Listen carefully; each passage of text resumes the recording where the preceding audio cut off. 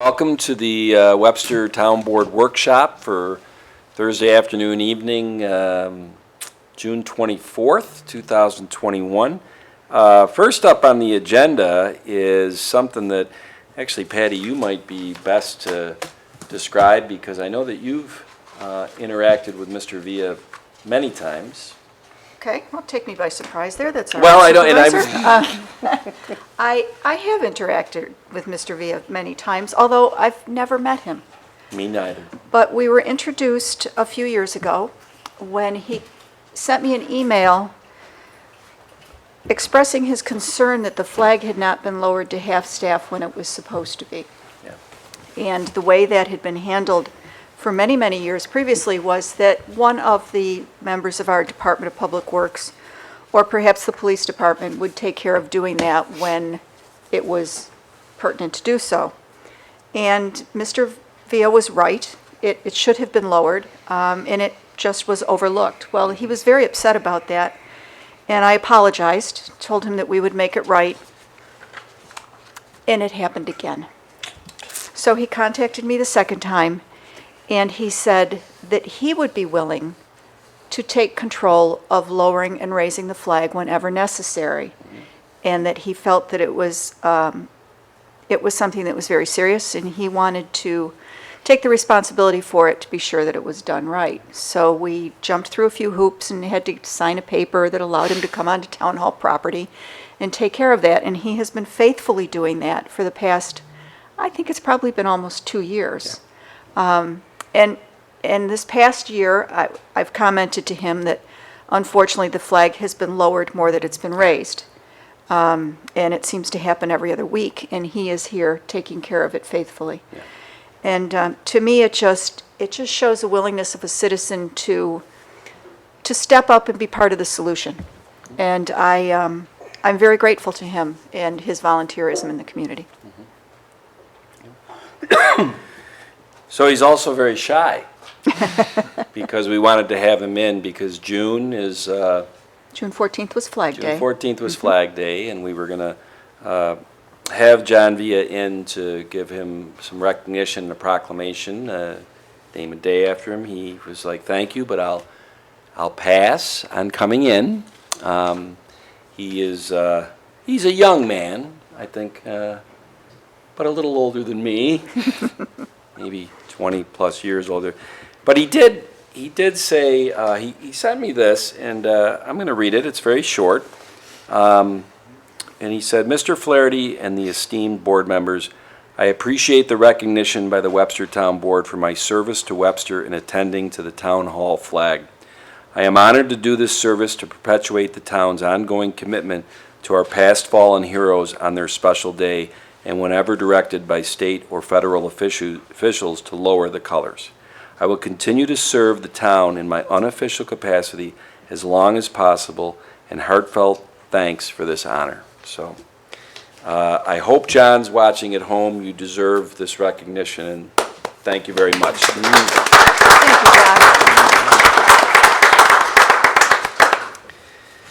John. All right, next up, a little break from tradition at workshops, but we are going to have a public hearing to consider granting a special use permit to allow a permitted use greater than 5,000 square feet in an LC2 district. This public hearing was set 1 or 2 board meetings ago. It was published correctly in the right time frame. So I am going to open that public hearing right now. And there's a gentleman at the podium. Is this about this? Yeah, I am the property owner. So I didn't know if you needed like a brief overview of the project or anything like that. But I'm the owner Sure. at 1650 Ridge Road. Okay. So my name is Steve Schlegel, and I'm looking to put up a pole barn, 60 by 112 with a lean-to that's 24 by 112 down the side. We're using it for storage for tractors for residential snow removal. I was here, maybe it was March. It was a while ago for the initial request or recommendation from the town board to go to the planning board and zoning board and so forth. All of those have been approved, so I'm back here tonight seeking the final approval for the special use permit being over the 5,000 square feet. Okay. Does anybody else want to speak at the public hearing? If you don't mind, then I will close out the public hearing. That's fine. Town board, any questions, comments? No, we have a letter from the planning board chair issuing a favorable recommendation for this. Charlie, at our last board meeting, you were so judicious in your words. Can I lean on you again? Sure.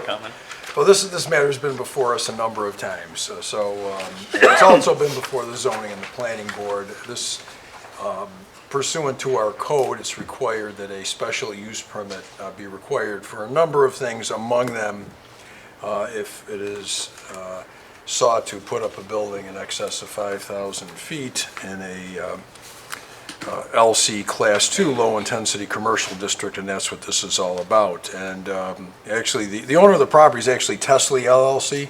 Yes. All right, and you're the member? Yep, I'm the sole member Sole of that member, all right. LLC. So this is a resolution of the Webster Town Board. Well, I guess, first of all, do we have a motion? I am making this motion for a resolution of the Webster Town Board granting a special use permit to Tesley LLC for lands commonly known as tax account number 081.01 -1-62 and located at 1650 Ridge Road, Town of Webster. Okay, do we have a second? Second. All right. I'll give credit to the lady first. Supervisor Flaherty? Oh, no, I'm Nope. going to read. You gotta still read, okay. I think the supervisor wants me to go through this a Yes. little bit. I'll be glad to. I just wanted to make sure that there's actual motion on the table before I read it. Basically, this is this is for a special use permit for the property by Tesley LLC by Mr. Schlegel, who's here. He's seeking a special use permit to construct a 60-foot by 112-foot by 18-foot pole barn for inside storage of landscaping and snow removal equipment to be located at this property, which is also designated as tax parcel ID number 081.01-1-62. The land is in an LC Class 2 low-intensity commercial district. It's at 1650 Ridge Road in the town of Webster, pursuant to our town code, section 225-16, subdivision A, subdivision 7, construction of a mini storage facility, which this is being considered, greater than 5,000 feet in such of a district requires a special use permit. And I note that there have been variances granted to the applicant. He did appear before us, I think you're correct, in March, and since that time, you've appeared twice before the Webster Zoning Board of Appeals on April 27th and May 11th, 2021, and received variances. You appeared before the Planning Board on May 18th, 2021, and as Mrs. Cataldi stated, there is a letter from the Planning Board Chair, which is dated May 20th, which states that the standards and requirements of the code 225-16A7 for a use requiring greater than 5,000 square feet is permitted. There were no particular special conditions. So therefore, be it resolved that this proposed action is a Type 2 action under the New York State Environmental Quality Review Act, that the town of Webster has assessed the potential environmental significance of the proposed action, and the same will not have a significant impact on the environment based on the criteria established by State Environmental Quality Review Act and the regulations thereto. And as such, the town board of the town of Webster has determined its specific action herein is precluding further review, and therefore a special use permit may be granted to the applicant. Supervisor Flaherty? Aye. Councilman Cahill? Aye. Councilwoman Cataldi? Aye. Councilman Abbott? Aye. Councilman Dean? Aye. All right, for the next board meeting, I might have to rethink the judicious aspect there, Charlie. I could have read that. No, you did great, thank you. Okay, well, Set. Good luck. did I? Yeah, all right. And thanks for being so patient through what is an interesting process, huh? Not a problem, thanks for squeezing me in tonight, and I unique, Bet. Janine, is Lexi here too, or? Okay. I can go ahead and direct. Sure. I just didn't know if the beam was blocking her, so I couldn't tell if the beam here was blocking her and she was No. hidden Yeah. from. I wonder if she's stuck out west. She, Oh, that's right. yeah, she was supposed to come back on the red eye today, and Yes. she already Ooh. emailed me and said that she left her laptop charger in Phoenix in the airport. So I don't know what happened since then, but good evening, everyone. My name is Janine Sanger, and I am the director of the Webster Health and Education Network, and I'm here to talk to you tonight about establishing a smoke-free park policy here in Webster. To protect workers and the public from secondhand smoke, many state, county, and municipal governments have implemented smoke-free laws, as you know, to prohibit indoor smoking in workplaces and other indoor public spaces. In addition to eliminating exposure to the thousands of chemicals found in secondhand smoke, smoke-free laws have also had a positive impact on helping smokers quit, on preventing children and adolescents from ever starting. Smoke-free laws actually prompt more smokers to try to quit, increase the number of successful quit attempts, reduce the number of cigarettes that continuing smokers consume, and discourage kids from ever starting to smoke. I think it is important to note that the following areas in our community have established smoke-free policies. All City of Rochester Parks and Grounds, Parrenton, Arundecoit, Brighton, Henrietta, Rush, Ogden, Wheatland, and Brockport. And another important piece to note is that with the legalization of recreational marijuana, wherever folks are permitted to smoke cigarettes, they will be permitted to smoke marijuana. So that's something that has prompted us to look at this possible policy again.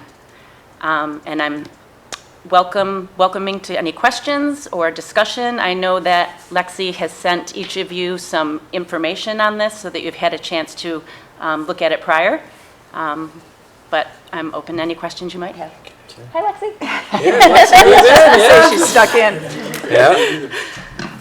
Come on up. You're not stuck out west? No. But your laptop charger is? Oh, good, yeah. So I'm Lexi Popovich. I work for the American Lung Association. I've been here before with Janine speaking about other tobacco control policy related issues. And just kind of to reiterate what Janine was saying, we're really pro-health and pro-wellness and really to protect youth and young adults in, all areas and all municipalities of Monroe County. Again, with some of the parks or towns that have passed tobacco-free grounds and parks, they have noticed, their strive to really be a community for wellness and really protecting the environment, protecting youth from, signaling that the norm is okay to use these products and use e-cigarettes and use tobacco, and then along with marijuana. I think that's an important piece. So we really just want to kind of reiterate some of the risks that this causes in terms of, just tobacco in general. It's 2021. We all have established, the harms and dangers of it, but to really protect our youth and to protect our parks, I think this is an important step. And it just, shows as community leaders, what your beliefs and your mission and values are. And I think that's something that this would be a powerful step. And a lot of other towns and villages have been proud to kind of move in that direction. And, they were applauded for that. So we just appreciate the time and consideration for this, and any questions and commentary will be open to take. Sure. So, thank you.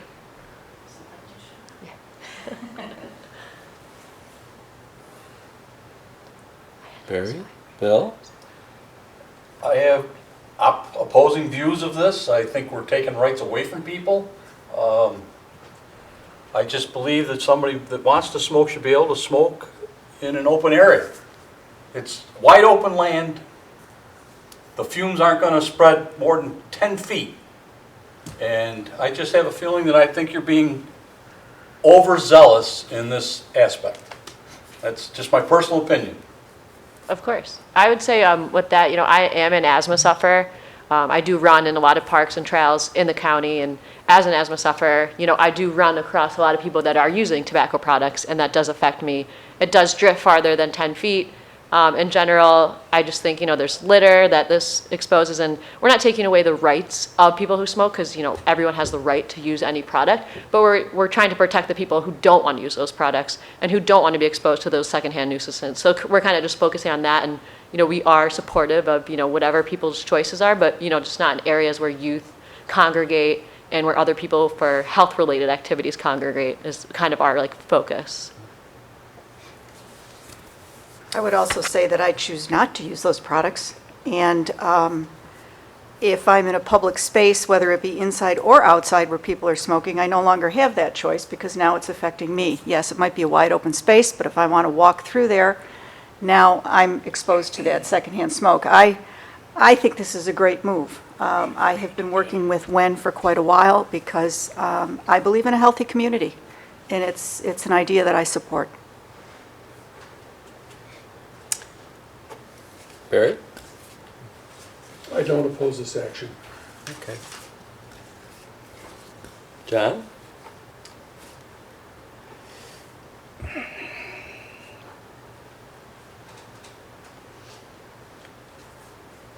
I kind of agree with Bill in the fact that you are taking people's rights away. If you are not allowing them to smoke in parks, that is a right that you're taking away from them. I don't support smoking inside or outside, but when is enough? I don't know. I think it's a great idea that people don't smoke inside, but you're outside, it's open air.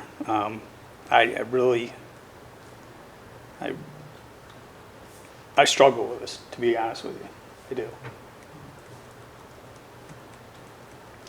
And by the way, since tonight is a workshop, and we're not voting on anything, certainly Charlie or Mary or Josh or Rick or Art or anybody else have any thoughts and comments on this? I mean, these are free-flowing conversations. Yeah, I have a couple of questions. All right, myself. Charlie. I'm unsure. First of all, ladies, are you also talking about vaping?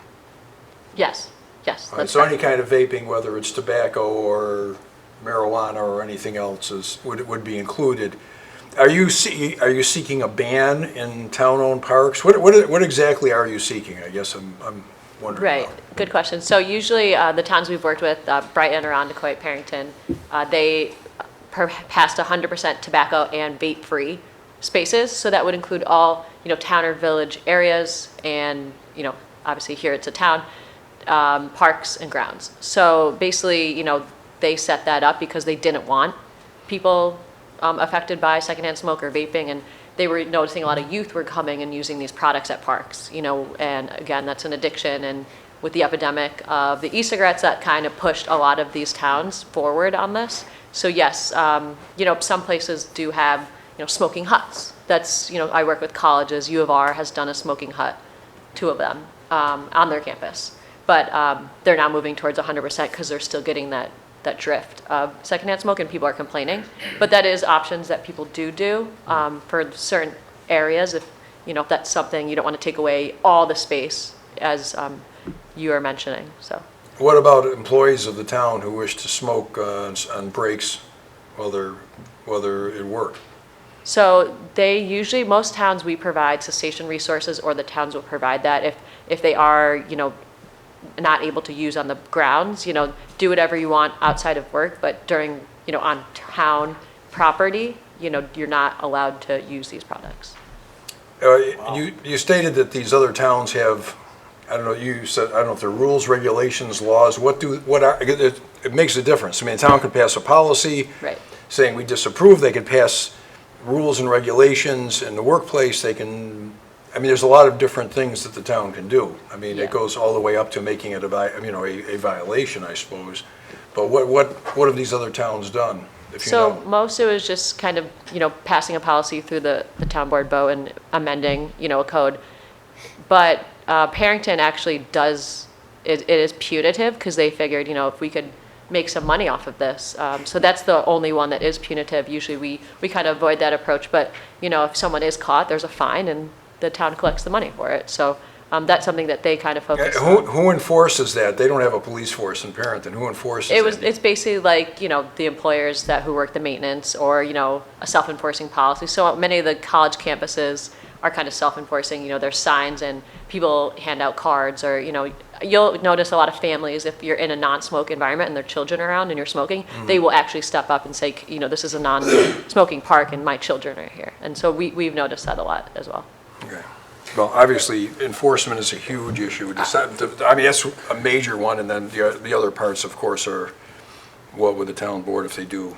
Yeah, enact and Charlie, something? I'm really glad you asked those questions because I had kind of a leg up on this because Patty and I had met with Lexi and Janine a couple weeks ago. Actually, about as we start to discern as a board the opt-in or opt-out for recreational marijuana. And because that's coming. I mean, we're 6 months away from, I think, Right. January 1st, 2022. But the meeting conversation segued into the town park aspect, and as Lexi and Janine educated Patty and I on the fact that several municipalities have done this. So I was like, well, that's interesting. So when I go to the monthly supervisors meeting luncheon, just last week when I went, I floated the question out there, and they corroborated, which, several of them said, yeah, but what I was interested in is then it kind of created a 10-minute conversation of the reasons why each one did it. It's very interesting, and I was going to ask them for, can I see what did you do? Sure. Did you do a law? Did you do a policy? All of that stuff, so we could we are considering this in the future, taking a look at some precedents of what other municipalities have done, and if you want to call it right-sizing it for Webster, because, I got to be honest with you, that handing someone a card and saying you owe $75, oh my God. I can't even imagine that. They really do that? We usually don't push on punitive approaches, Holy we're more cow. educational, but they did, That's- I think it's a $500 fine. Oh, What? wow. I'm pretty sure, yeah.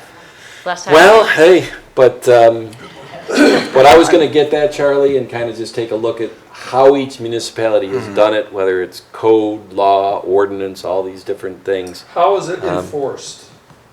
Well, that's ultimately what comes. Well, that's a great, Ultimately, how is it enforced? I mean, if it's part of the social contract and people are just told that this is not permitted and you rely on the goodwill of people, Yeah. that's fine, but you're always going to run into somebody that is going to say, And if you do, I mean, our police department isn't gonna be out there enforcing this. right. I don't think that's the expectation. It's the same thing if you think about mask wearing and all Yeah. those other things. Yeah. It is a social, part of a social contract. Yep, In the okay, interest of everybody, general health, right? okay, well, and I will say this, you go to the golf course, you smoke a cigar, or smoke cigarettes outside. I agree with you, Bill. It dissipates, or whatever you want to call it, within 10 feet. I had the experience, I'll call it, of going to a mortgage conference about 5 years ago in downtown Denver. And I got out of the cab or the Uber in front of the Marriott Marquis Convention Center for this thing, and holy cow. I mean, marijuana smoke is pungent, and it doesn't dissipate within 10 feet. And that's what's coming down the pike. And I'm not sitting here saying whether I'm for or against people smoking marijuana, because You're still inhaling. I could give a long dissertation about how 500 years ago, if things went different in society, marijuana would be the accepted way to party, if you want to call it, and alcohol would be the, one that was looked down upon. But I'll save you that details. But it does go beyond the 10 feet. And you wonder, especially if we're going to be doing stuff in our parks, the enjoyment of our residents and their kids in those parks. I don't know. It just makes you think. And I'm not big on taking people's rights away and, but it's something that we'll do a little more. I will get the law, code, whatever. I didn't ask that. How do you enforce it? I can tell you, I'm gonna stand up and say, if we go down this path, we aren't having a punitive fine, No. because that's unbelievable. No, I But Barry, to your agree. point, how do those other places enforce it? Is it really kind of a social contract and whatever? We didn't get into that discussion at the supervisors, luncheon and whatever, so. But I'll get some of that stuff from them, Charlie, and we can kind of noodle through it and see, and bring it back to the board, in a little bit more, I don't know, because I don't know, whether it'll be in parallel with, I don't think so. I'm just saying, we're running out of time. We're on the So- cusp of building a beautiful park Very down good at the point. sandbar. And I really approach this as more of a social contract and just taking a stance that we believe in a healthy community. And this is one step to proclaim that just a little bit more and put a little more emphasis on it. And I know that we don't want to be punitive and we don't want to be enforcing it to that level, but the statement itself will still, I think, decrease the amount of people who are smoking and vaping in our parks. And just to piggyback off that, if anyone has personal ties to tobacco, and I lost 2 grandparents from smoking related disease, younger than they should have. And my dad suffered from asthma as a child because they smoked around him. Same with my brother when a grandparent smoked around him as well. So, just in terms of setting the precedent, how many people die from smoking-related disease every year and tobacco-related disease, it's staggering. And I think I get, if someone's a smoker, they can do whatever they want, but to protect other people, 3,000 people in New York State die every year from secondhand smoke exposure. Well, the school district, I know, has had a policy for probably better part of a decade or more of no smoking on school grounds. That seems to have worked, but I don't know, I haven't seen what the effect has been if anybody insists on doing it anyway, what's happened, so. But, I think there are a lot of, hospital campuses, there's no smoking anywhere. Right. So, and there's a lot of workplaces that have gone to this. And again, we're not taking away the rights, just not there. No, you're taking away the right to smoke there outside, so yeah, I kind of disagree with that. I can pass. Respectfully. I have a Respectfully, Tony. bunch of fact sheets too as well that kind of reiterate some of those points and concerns in terms of, not having a constitutional right to smoke in general. And some other fact sheets about the policies and benefits that some large-scale employees have noticed, Seneca Park Zoo, Frontier Field, Blue Cross Arena, Nazareth, St. John Fisher. I'm working with SUNY Geneseo now, University of Rochester. They've all gone tobacco-free, and they have unions, and they've worked with, so they've gone some bigger obstacles, but they've all gone in that direction. So they do have anecdotal evidence and things like that to kind of how they enforce it. So I can really pass that along and kind of help you guys kind of mend through those arguments as well. It's an Thank you. interesting one. I love the libertarian philosophy, you live your life, I live mine and everything, but it doesn't work in the real world a lot of times. Because we do affect the people around us, so. Well, a policy is to discourage the use of tobacco. If we had a policy of a smoke-free environment, that would be there to discourage the use of tobacco, but there wouldn't be enforcement of it.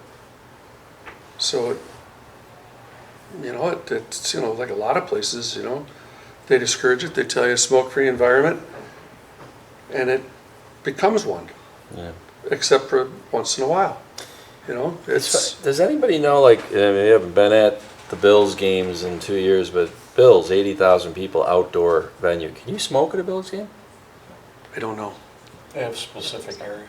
That's what they have, like those huts and whatever. Yeah, like a smoking But if you were, designation. that's interesting, because if you were smoking out in the grandstand, I'll call it, how do they enforce it? It is kind of a, I don't think they do.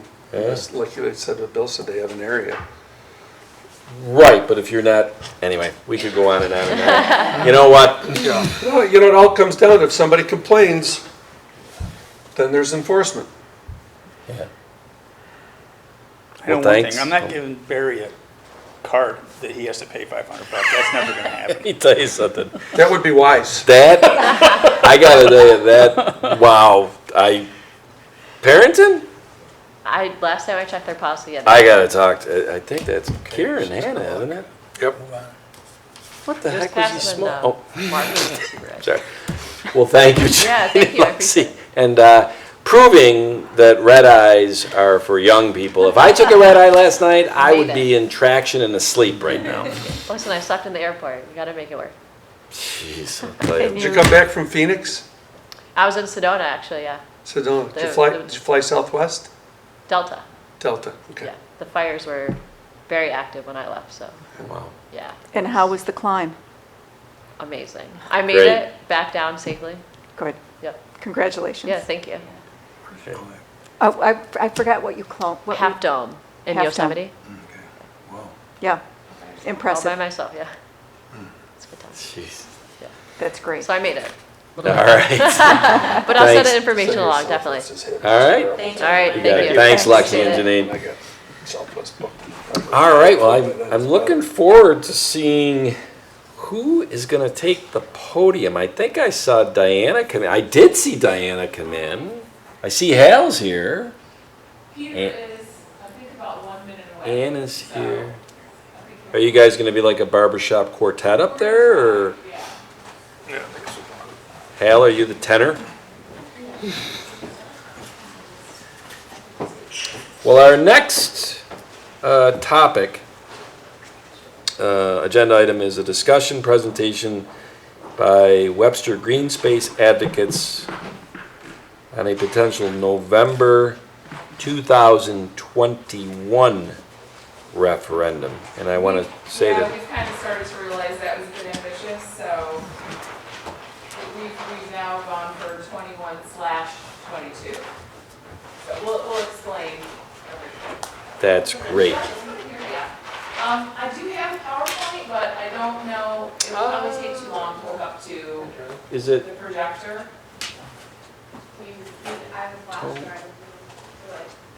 you want it? Yeah, if we could do that. I mean, it's only a few slides. If I just give this to you and just start babbling, every time here.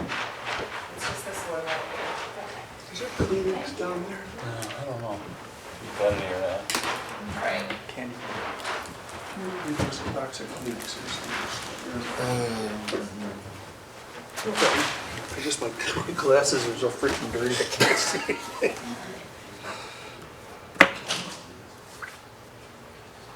Can't see that far, yeah. there's a bit of a dichotomy of the headline on the top and the headline on the bottom. I find that, did they really think that through? Yeah, you're right. Yeah. Very interesting. Well, as they're setting that up, boy, if you don't mind me just kind of chiming in that, Yep. yeah. Was it 2 weeks ago? Yes, I am. What's that? 2 weeks ago, I think it was 2 weeks ago, we met over at the rec center with Chris Bilo, the Parks and Rec Commissioner, and myself. And then I somewhat see Diana as the leader of the Webster Green Space Advocates Ad Hoc Committee. You know why I do. I don't feel like it. Well, though. you know why I do. Until you hand the baton to somebody, you're the one that nudged me back in 19, and then when I got into office, you got in front of me and said, let's talk about this. So you were the, Yeah. the squeaky wheel, and I mean that as a compliment. And then you, as meetings went on, you brought in Gail Bender, and then you brought in Larry Peckham. So as the flock grew, Big flock has you grown. were the common denominator, so you're the leader. And the third party at this meeting 2 weeks ago was the Friends of Webster Trails, which right now, Anna, you are the president. And it was somewhat, I had asked for this meeting because I was going along thinking, well, Friends of Webster Trails are doing their thing, and they're a very established green space trail advocacy group and been wonderful for the town.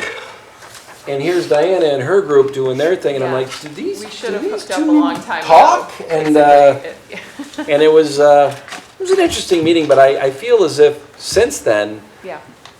and maybe this segues, Yeah, are they ready? It does. It segues perfectly. Yeah, Thank you. did I buy some time for you to sign in? No, you know what? We'll just, this is more snazzy than I anticipated. We'll do PowerPoint. Okay. Reveal. Okay. All right. Yeah. It's like, So,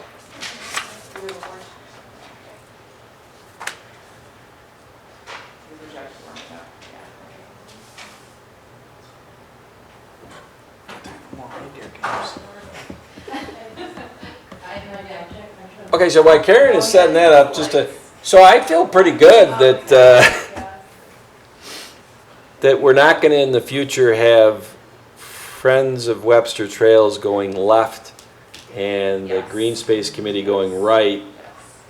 and we've also been in touch with, you were mentioning that color Webster green. So, you know, and it's just a little group that they were kind of on Facebook saying that they had started something. And I've been in touch with them, just kind of, like what you're saying, trying to just conglomerate everything so that, you know, whatever green space groups there may or may not be, everybody's kind of going in the same direction or is at least on the same page. Yeah. So, yeah, it just makes sense. So, as you can see from the date underneath here, I was really keen on 2021. As I think everybody on the board probably knows by now, I'm super keen on green space, and I don't always have an accurate sense of how much time things are going to take. So I was just kind of, you know, really ambitious with this sort of schedule. But after consideration, after talking to you, Tom, after talking to you, Anna, and Peter as well, we, I think, collectively have decided that while we are going to start working on this now in earnest, we probably won't be looking to bid for referendum until 2022. Because there are so many properties on the list, while we're not by any means anticipating acquiring them all, the idea is to cast the net wide and just initially just put a shot across the bow for landowner interest and see what's happening. And that's going to take some time, and then depending on the interest we do get, it's obviously going to take some time to build relationships. And I mean, I'm sure we can all think of immediately a few landowners who, you know, it's going to be negotiation, and if it leads anywhere, then that'll be a miracle. But having said that, I'm pretty excited to be working with the Friends of Webster Trails. Their priorities overlap really well with what we were sort of looking to achieve with this open space referendum, which is the preservation of the beautiful natural spaces in Webster that can be used for, you know, to the point of the previous pair that were here, the well-being of the public. I think, you know, one of the things that really struck me during the pandemic was how packed Whiting Road always was. You know, it just goes to show how much people really do value our existing trail system. And I know, John, you'd said at a previous meeting, you know, how much green space Webster already does have. You know, that is true, but the case is that, you know, there are a lot of areas in Webster which are underserved still, you know, and just speaking with my friends on the east side of Webster, you know, they would love to be able to have more on their doorstep without having to get in a car and drive 5 million miles. My husband, who likes to bike and hike, you know, Hojack Trail is great, he says, but it doesn't really lead to anything. You don't really have trails off of it, you know, so there is room for improvement. And I think, you know, in addition, it's a great way of ensuring that these beautiful spaces, you know, stay that way. You know, I know you guys have all heard me talk about how just in my lifetime, I feel like Webster has lost a lot of what made it unique, what made it beautiful, what made it itself. And, you know, I've accepted that you can't just go in and kind of like communistically overlay stuff onto the land and say, you know, you can't sell this, it's permanent green space. You know, the only way to really protect that is to make sure that you're compensating the landowners. So I do think, you know, there's a lot of momentum behind this right now. I think, you know, we can capitalize upon, you know, how fed up people are feeling with overdevelopment. You can use that energy towards this, and we could get something really great out of it. So there's my spiel. Actually, could you clip to the? Yeah, I just did. Did you? Oh, okay, perfect. Okay, my animations aren't working, but that's fine. So yeah, so just that's who we are, the Webster Open Space Committee. My little group got a lot bigger. Hooked up with Larry Peckham, who was the former chair of the previous Open Space Committee, who remembers very fondly. He's in Florida right now, so sadly can't be with us. But he then put me in touch with John Behan, and basically Larry very generously got John Behan to do the proposal, which we all saw back in the spring. And Behan as well is kind of unofficially sort of acting as an expert from the sidelines a little bit too, which is really nice. So, you know, even though we're not paying him. So we also have, obviously, myself, Peter, Gail, who can't be with us tonight, sadly. I think she had an emergency, unexpected vet visit, which, yeah, sad. But, and then, you know, and then just a wider group of people from the community, which we've, you know, in addition to obviously wanting to get the green space groups sort of coordinated, we've got representation from a lot of the different parts of Webster that, shall we say, have undergone development pressure and haven't been necessarily happy about it. So, you know, recognize the value of preserving green space while it's there to preserve. So yeah, so basically our goal is to pursue the properties in the plan that Behan put together and see if we can't get it to a referendum next year. So I'm Anna Taylor, and as Tom mentioned, I'm the president of Friends of Webster Trails. And we were linked up with Diana and her group. Can you go up to the microphone, please? Oh, sure. I usually have a voice that carries, so not a problem. We were connected with Diana and her group through Tom, and it was a good heads up. And I think most everyone on the board knows of our group, but we're a nonprofit 501c3 organization, and we serve as the volunteer arm for the Parks and Rec Department. And we were established in Webster in 1997.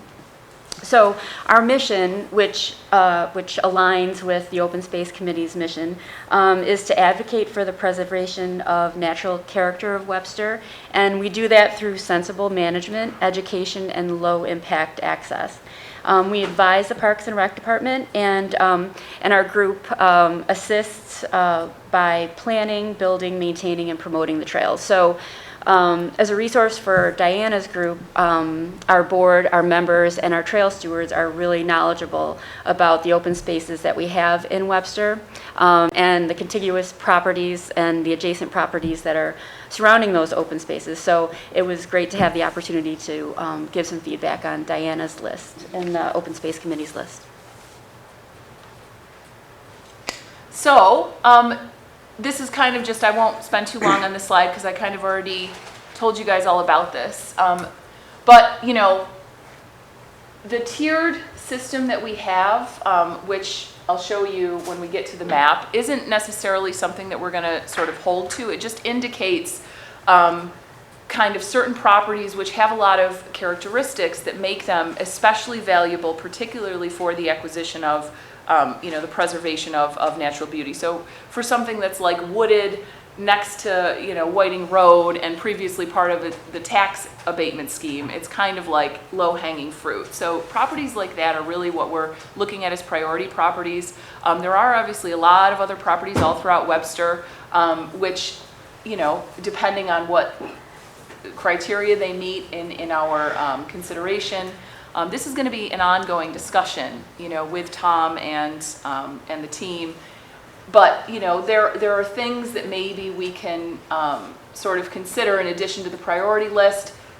I want to emphasize that we're not anticipating getting everything on the list, okay? This is you know, that's crazy. That's too much money anyway. But I do think that there is room for a modest, an acquisition, modest set of properties, and I think we can do something really great with that. So you can see, you know, we're leaving plenty left for development, even if we got everything, which we're not going to do.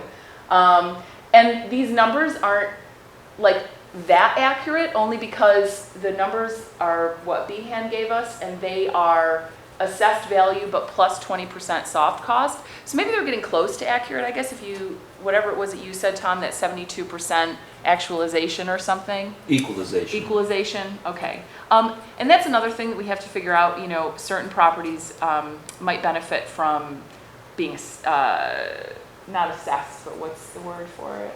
Appraised, thank you. So this is all, you know, going to be part of the dialogue. But anyway, okay.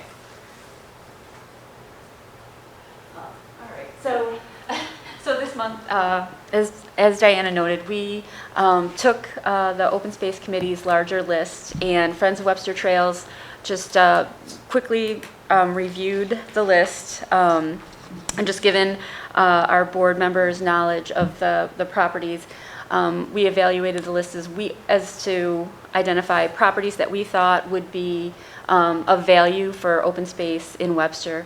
The criteria that we used to evaluate the property list were, they were adjacent to currently preserved land, so we could connect trails and open spaces. They were wooded, important watershed land, land, as Diana noted, that was located in underserved areas of Webster, so that if you did have to get in your car and drive to, you know, across town to trails, was there an opportunity in an area of town that didn't have that currently, and land that was valuable for trails, that the topography, the nature of the land lended itself to trails, and it had a connection to neighborhoods. So that established the pared down list. Yeah. And I think next slide. I'm going to actually show you the paper map because I don't know, I'll try to explain it on here, but these properties are, all of these are like hatched, okay? These are the ones, and I think this one as well, these are the ones that Webster Trails sort of looked at our list and said, you know, these are really valuable for, you know, the expansion of the current trail system. It overlaps with our priority as well because, you know, really handily, a lot of them are wooded, are near parks, obviously, and some of them even were part of the former tax abatement scheme. And, you know, some of the interesting, you know, things that we could probably discuss, we don't always necessarily need the entirety of the property either. You know, so something like the lumber yard, you know, this front part could still be developed. You could still get a profit on that, and, you know, trails could take the back, you know, sort of wetlandy, weird area that's got a lot of trees on it because it hooks right up to the Hojack. So there's a lot of interesting stuff to consider. But that's basically where we're at, and we're just really, you know, looking forward to getting started and just kind of reaching out. We've already started public outreach. So far, the response has been really positive. You know, every day there's more survey respondents, more petition respondents. You could argue that there's a bit of selection bias in the sense that the people that are going to be responding to the survey, it's probably people that really want this. You know, that's the old sort of problem with statistics. But having said that, it is really positive, the feedback that we're getting from the public. And I think you guys all know that, you know, the preservation, the acquisition of green space, doing something to stop Webster from, you know, the rapidity of, you know, it's not necessarily to prevent development, but it kind of offsets it, if that makes sense. So I think there is this public feeling right now that, you know, that shouldn't be ignored. And at the very least, you know, we should try and at least give the public an opportunity to vote on the issue eventually. So, yeah. I don't think there's another one.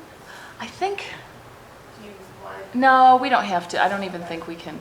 I mean, I can if people want to see the survey and stuff, but I can go back to it if people, yeah, we can do that.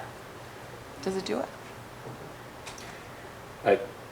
Yeah, never mind. That's why I didn't want to do that. I had a feeling that was going to happen. No, you're fine. You know, we try to keep a tight time on this. Yes, sorry. But you know what? No. I was going to give an extra couple of minutes because I was a bit of an ogre at the meeting a few weeks ago with the crew here, so That's my olive branch. It's fine. But, look, like I said earlier on, I'm just very happy that Friends of Webster Trails and the Green Space Advocacy Group, Ad Hoc Committee, whatever, if they're working together, and Chris and I and whoever else in the town, if we're all working together, there's some, I mean, just the other day's meeting that unfortunately Anna and Diana weren't at, that Hal, is Hal still here? Yeah. Yeah, Hal was there and Gail was there. And we identified, or you guys had identified, 2 parcels that aggregate up to almost 11 acres that are 2 different derivations of donation of the land to the town. And, That's a good word, I like that. well, and John, for you non-accountants, donation costs the town, well, that won't cost us a penny. I guess except for in lost tax revenue because we own it and whatever it's assessed for and we're taxes on it. But so there's so many ways to achieve the end goal. And I think that everybody on this board right here, you know, nobody, and I don't know, I've never met anybody in the town of Webster that's like, yeah, let's get this town and community to 70,000 citizens. Yeah. We I mean, really and if need to blow the doors off. Nobody wants to do that. It's just everybody's got a different means to get to that end goal. I'm just glad that we've got the government, Friends of Webster Trails, the advocacy group, working on the same page. And as I said to you before, talk is cheap. Let's see the actions, and I mean our actions, Chris and me and Charlie, and what we're doing with you guys as we, in earnest, as you said, move toward November of 2022. And I think a lot can be achieved of land donation or land accumulation, whether it's donation or whatever, between now and then. Yeah, and I think that, you know, obviously donations aren't going to happen with all of the properties. It would be great, you know, if some of them were. I guess what I just want us to sort of bear in mind, I guess, would just be that the donation route is something that, you know, kind of can go on a rolling basis tangentially to, you know, the sort of reaching out to the property owners, getting Absolutely. memorandums of understanding, that type of thing, yeah. Well, unlike when the referendum was done 16 years ago, I know there was one initially in 03, it didn't pass, and then 05. Good news, bad news is the same thing.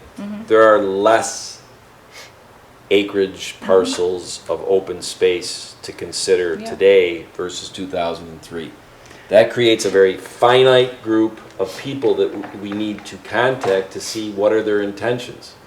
And as I've said, I'm interested in that reach out to those people to see what their intentions are. Yep, and just, Because as we said, some of them are asking for $1 billion an acre, and that's their prerogative. They're private landowners, they can ask that. They'll be asking for it from now until the end of time. But for somebody who's maybe more reasonable and more impassioned to have the land tied to green space, well, then we should be talking to them. Yep, absolutely, and I just would just make one more point, that, you know, part of the reason that, you know, initially I was really shooting for wanting to get it done so quickly is because of the rate of development.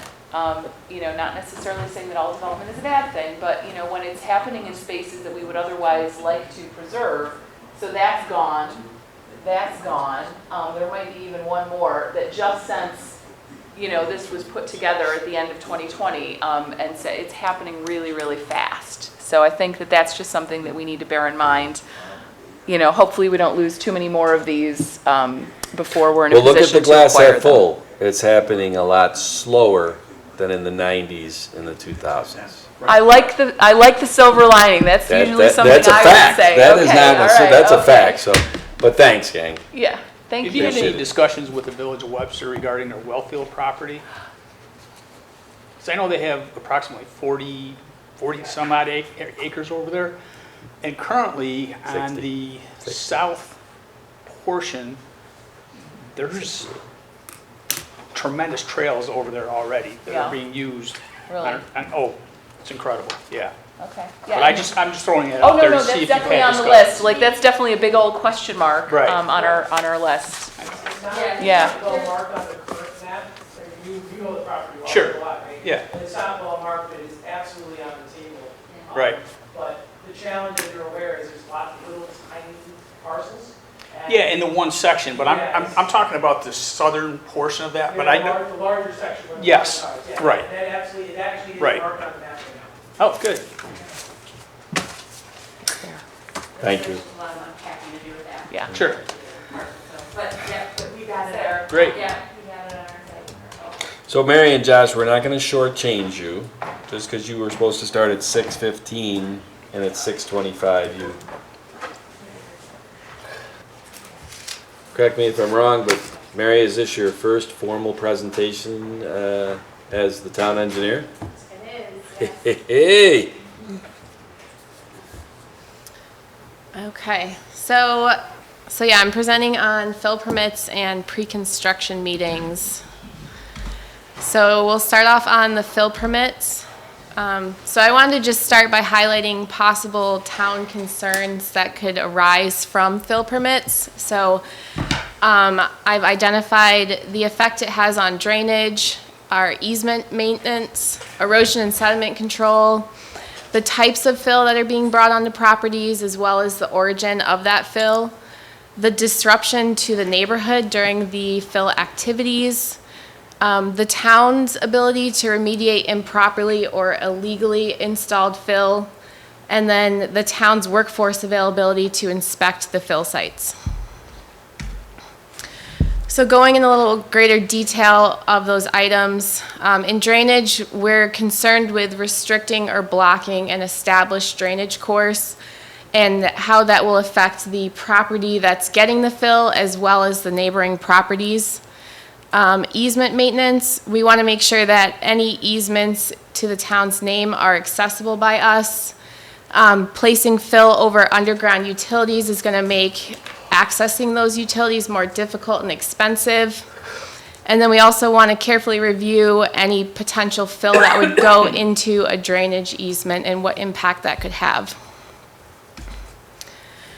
In terms of erosion and sediment control, depending on where the project is located, there's approximately, I would say, about 2/3 of the town of Webster is within an impaired watershed. So that has a greater effect on what we'll look for in drainage and sediment control. If there's a drainage course on the site of the property and whether it's close to a identified water of the state, such as Shipbuilders Creek, the area of proposed disturbance, how quickly the property owner will stabilize.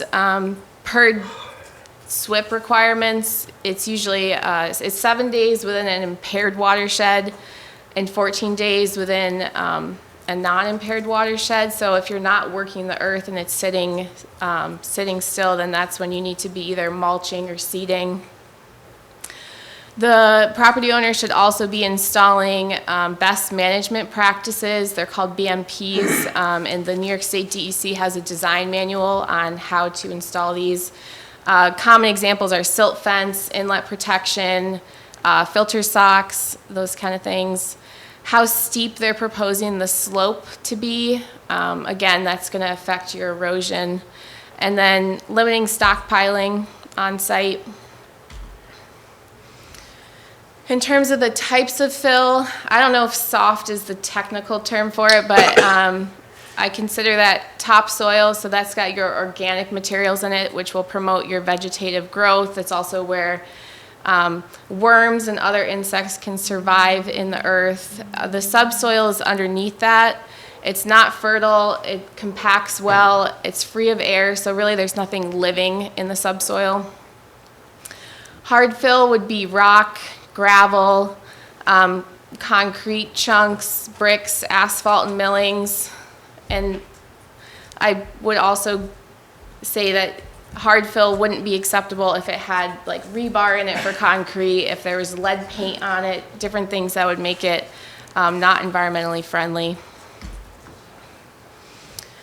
So considerations with these different types of fill, the ability to compact it. If you're using a bunch of large chunks of concrete or big rocks, you're gonna have voids, so compaction would be challenging, and that falls into the probability of there being voids buried in the fill. how that could affect future settlement of the area, and then what could future development on the filled property be? Say someone fills with a bunch of large concrete pieces or large rocks and then puts some dirt on top, and then this next property owner wants to put a pool on top of it, a fence, an accessory structure.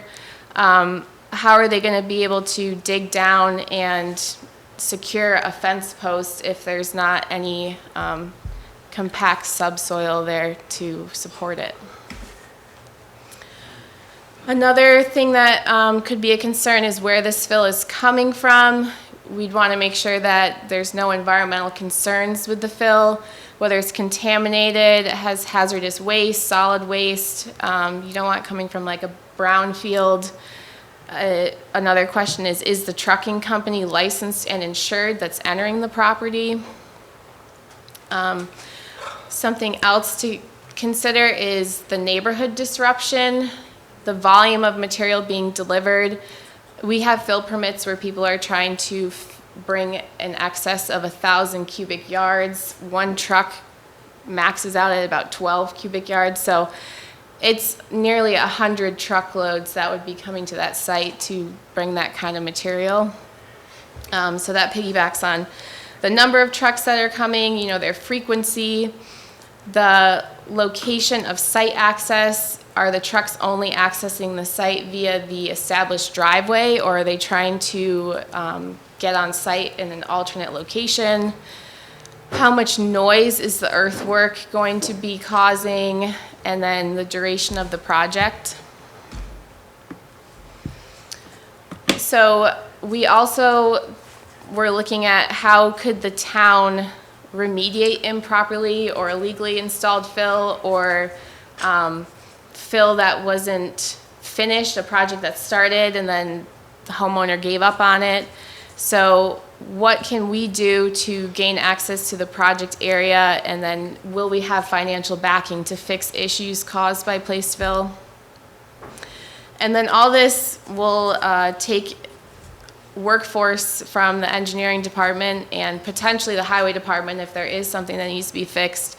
So there's the review of the application package and the existing site conditions, and then the frequency of inspections would be dictated by the fill volume and the project duration. So it's still a little bit conceptual right now, but my thought right now for when a permit would be required is when the proposed volume, depth, area, or slope triggers the need. When the existing drainage will be impacted, if the town deems it's necessary, or if the proposed disturbance exceeds a standard permit duration. So the application requirements as I propose them to be would be an application fee. Currently, the town only collects on the permit being given to the resident. It's not collecting any kinds of fee to do the research required to determine whether they want to support or not support the permit application to the town board. The description of the purpose and determination of drainage and or environmental impacts that the fill would bring, the estimated material volume, type, and origin, the site plan of existing conditions and proposed grade changes, proposed sediment and erosion controls, the schedule of the work, the contractor and trucking company contact information and proof of insurances, a restoration plan, and then any other permits that would be required by other agencies. So some requirements and restrictions that I think would be good to add to what we do now is have the permit fee be based on a volume and duration, so it's more representative of the effort the town's spending on the inspections. We do have a couple different fees based on the volume right now, but there's there's really large, like from 100 cubic yards to 1,000 cubic yards, it's all the same fee. So it's not really stepped accordingly. I'm proposing that the application would be submitted to the engineering department, which would review and provide comments, but that it would still come to the town board, because I think the town board's input on the potential disruption to the neighborhood is critical and whether the permit will be approved or not. I think the engineering department can definitely do the technical review, but not necessarily the community impact review for the fill permit. So the town board would ultimately be the one providing the resolution for the permit, and they could also require that the resident go through a public hearing if they think it's necessary. Right now, the permit is issued for 6 months, but I would propose that it's issued for 3 with a possible renewal up to 6 months. And then if they're going past 6 months, it would start the clock over and they would have to submit a new application. That there would be a size limitation on hard fill, so if you wanted to use concrete or bricks or rock, that it potentially wouldn't be greater than like a 12-inch diameter, so that the compaction in the voids are better handled. That the depth of hard fill is limited, just kind of kicking around the idea of only 20% or 30% of the total depth could be hard fill. And we wanted to base it on the depth versus the volume so that you don't have a pocket of all hard fill and then none in other areas. We'd also want pre and post construction photos. A lot of our neighborhoods have gutters and things like that where you have a bunch of trucks going in and out and it could potentially be damaged. And we don't want the highway department to incur those costs. We also want to come up with a better inspection schedule and a closeout process for these permits to make sure that we are reaching germination, the final grading is not causing any issues. And then have the applicant supply a letter of credit or some kind of similar financial backing made out to the town should they fail to have a successful project. The town can go in and remediate the situation. So next steps, because it is still kind of a concept right now. I've been working on this with Pat Stevens, the highway superintendent. He has a lot of good knowledge from his past experience on things of this matter. And then Tom Corbett has a lot of good institutional knowledge on how fill permits have been going in the past. So we are still working on what triggers the need for a permit, what that volume, area, drainage modification, what those stipulations would be. We also want to establish a closeout procedure for the permit. We would eventually be coming with proposed code updates to the town board. And then we'd like to update the existing permit application to reflect that, establish the fee schedule, and then we did start a draft permit in IPS, which is our permitting program. It's parcel-based, so if anyone gets a building permit or anything of that sort, it's tied to the parcel. So this would also be tied to the parcel. It would be a permit on record. So it looks a lot like a building permit, but it would be a fill permit. Right now, we've been giving out the town board resolutions as proof of their permit. So this will be more of an official document that's visually makes more sense for what they're getting. So that's my fill permit presentation. Are there any comments? I think it's a great idea, and I think you've done a tremendous amount of research on this.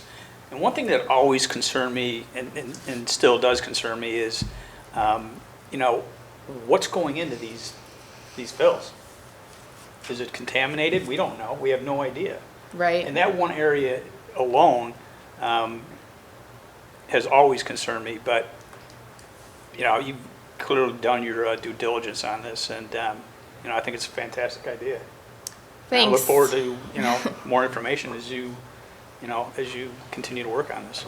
Yeah, the goal is to create more structure and more information supplied to the town from the residents so that Right. there's less room for interpretation from the engineering department and what is going to actually happen once the fill is placed and where is it coming from, what are the potential ramifications for the site after this is done. So just kind of creating a more formal submittal process to get the permit so that it's not like I'm walking the site and saying, yeah, I think you could put a foot over here and 3 feet over here and there won't be an issue. We'd actually have like a survey to go off of. Right. And they'd have to really want to fill their yard to do it. But I also would say that I think there'll be a threshold where people can bring in fill where it won't be necessary. If they want to put raised garden beds in their backyard and it's not in the drainage swale and they want to bring in 20 cubic yards of dirt to fill those raised beds, maybe that's not something we need to concern ourselves with. Yeah, I was So- going to ask that question. What do you foresee the minimum cubic yardage being before we, require the... So I was looking at Penfield's code, and they say their threshold is 50, but it's also can be triggered by a depth or a grade change of a foot. So Okay. there's other things that would trigger it even if it's less than 50 cubic yards. So Right. it's kind of coming up with that structure on what actually is necessary And I think that that- we're still that's- kicking yeah. around. That's important. You don't Yeah. want to, like you said, you don't want to have someone that wants to raise beds have to go through this whole process. Right, yeah, we don't want to like survey of your yard if you're putting No. in a garden, yeah. But at the same time, it always concerns me when you're driving, not only in this community, but, rural communities, you'll see, clean fill wanted. And there's no houses around. Well, how do they know what's going in there? Right. They have no idea. So, yeah. Anything else? No, I want to thank you for your efforts in this, and I think, last week we saw 2 fill permits, and I think we saw the 2 ends of the scale. Somebody who's just got a wet area in their yard, and somebody else is trying to recreate Yeah. the lot itself. Right, And with these parameters, I think that would have been a much easier decision for everyone. right. And I really liked what I saw on the second to last slide, because in my head, when you were talking about how do we know until we inspect it, and what if something isn't done properly, in my head, I was thinking, well, there must be room for a letter of credit in this process to be sure that things are done properly. So, no, I like it. Thanks. And the component about, the impact on neighbors is very important. It really is. So it adds structure that really needs to You don't be- know how important, John. Oh, I do know how important, Tom. Yeah. Yeah, that's right. You don't want trucks coming in and out at all hours of the day and, yeah. Right. So thank you for all the work you've done on this. Yes, more to come on fill permits. All right. Okay. So then, a little quicker, pre-construction meetings, just wanted to kind of go over when they happen, so the timing of a pre-construction meeting. So we don't schedule those with the developers until the following has been completed. They've gone through the project review committee, they've gotten their planning board approval. We have approved their engineer's estimate and have received from the bank their letter of credit or their cash or however they're handling that. We've issued the building permit. We prepared and accepted their SWIP, which is for sediment and erosion control, and submitted the notice of intent, which is how they get their permit from the DEC. We have the easements filed and recorded with the Liber and Page from the county. Any special districts have been established, so if the sewer or the drainage districts have to be expanded to cover the properties, that's been completed. Their fees are paid, and they have proof of any other permits that are required, highway for driveways, if there's DEC permits, and other things of that nature. So the intent of the pre-construction meeting is to make introductions and exchange contact information to discuss the project scope. Sometimes these projects go through all the planning process years in advance of them actually breaking ground, so it's a good time to catch up on what the intent was. And then we also review the utility and infrastructure installation and inspection needs. The town alone, this involves the sewer department, the engineering department, and the highway department. And then there's also, a lot of times, the water authority and RG&E are involved. We go over the SWIP and all the requirements with that, and then the project schedule. So I've just copied a typical agenda. So we do the introductions, the overview, we review the letter of credit, go through all the utility services that are represented in the room, go over the inspections and the coordination, how much time we need before we can be on site, whether it's a 24-hour notice or a 48-hour notice, and who to contact for that. We spend a good amount of time on the MS4 requirements, that's the stormwater requirements. There's a lot of times, a lot of construction projects say that the means and methods and the sequence of construction are up to the contractor, but when you look at the actual stormwater design, there is a set sequence, and it can be kind of cookie cutter from one project to the next. The consultant will put the order of what should happen. But then when the contractor actually gets out there, they want to do it in a different sequence. An example that's happened on a couple projects, a lot of the parcels that are left in the town that are being developed have tributaries or creeks that are going across them. And it will show that the creek isn't being disturbed to get utilities across it. And then you talk to the contractor at the meeting and they plan on open cutting it the first week they're out there. So that's acceptable. Granted, they do the bypass pumping and dam it and restore the creek bed to what it was, but they don't always look at what that sequence could be. They don't want to bore underneath the creek. So it's going through those details to make sure that there's no greater disturbance than necessary, and that if there is disturbance, that they're treating it properly. They're also, if they're doing earthwork, there's supposed to be a trained contractor on site. It's renewed every 3 years. It's training by a DEC representative, so we like to make sure that they have that site person identified. Reminding them that if there's inadequate controls, they only have 24 hours to address them. And I don't know if you guys have been on many construction sites, but they love to throw their lunch and snack wrappers in the excavated holes, so we always like to remind them not to litter on the site. So those are kind of the main points of discussion. And with this discussion at the pre-construction meeting, we've been making it clear that just because you've accomplished all this lead up to the pre-construction meeting and we've done the pre-construction meeting, it's not your ticket to go break ground. So at the end of the meeting, we summarize any action items that were identified. So some of these examples that I have that have been recently action items on recent pre-construction meetings, we want to make sure that they're flagging the limits of disturbance when they are going to go do tree clearing, that they're amending anything to the SWIP to match the actual construction sequence that the contractor is going to do in the field, that we might even go do a site visit to review the existing conditions to make sure that everyone's aware of where like wetlands are and things of that nature. So then I've been meeting the 2-day meeting minute schedule. So that's my goal, is to send out the meeting minutes to make sure that those action items are at the forefront of their mind before they go mobilize. And then once those action items are satisfied, they're approved to start the construction. So some goals that go along with the pre-construction meeting, and then other just general development in the town.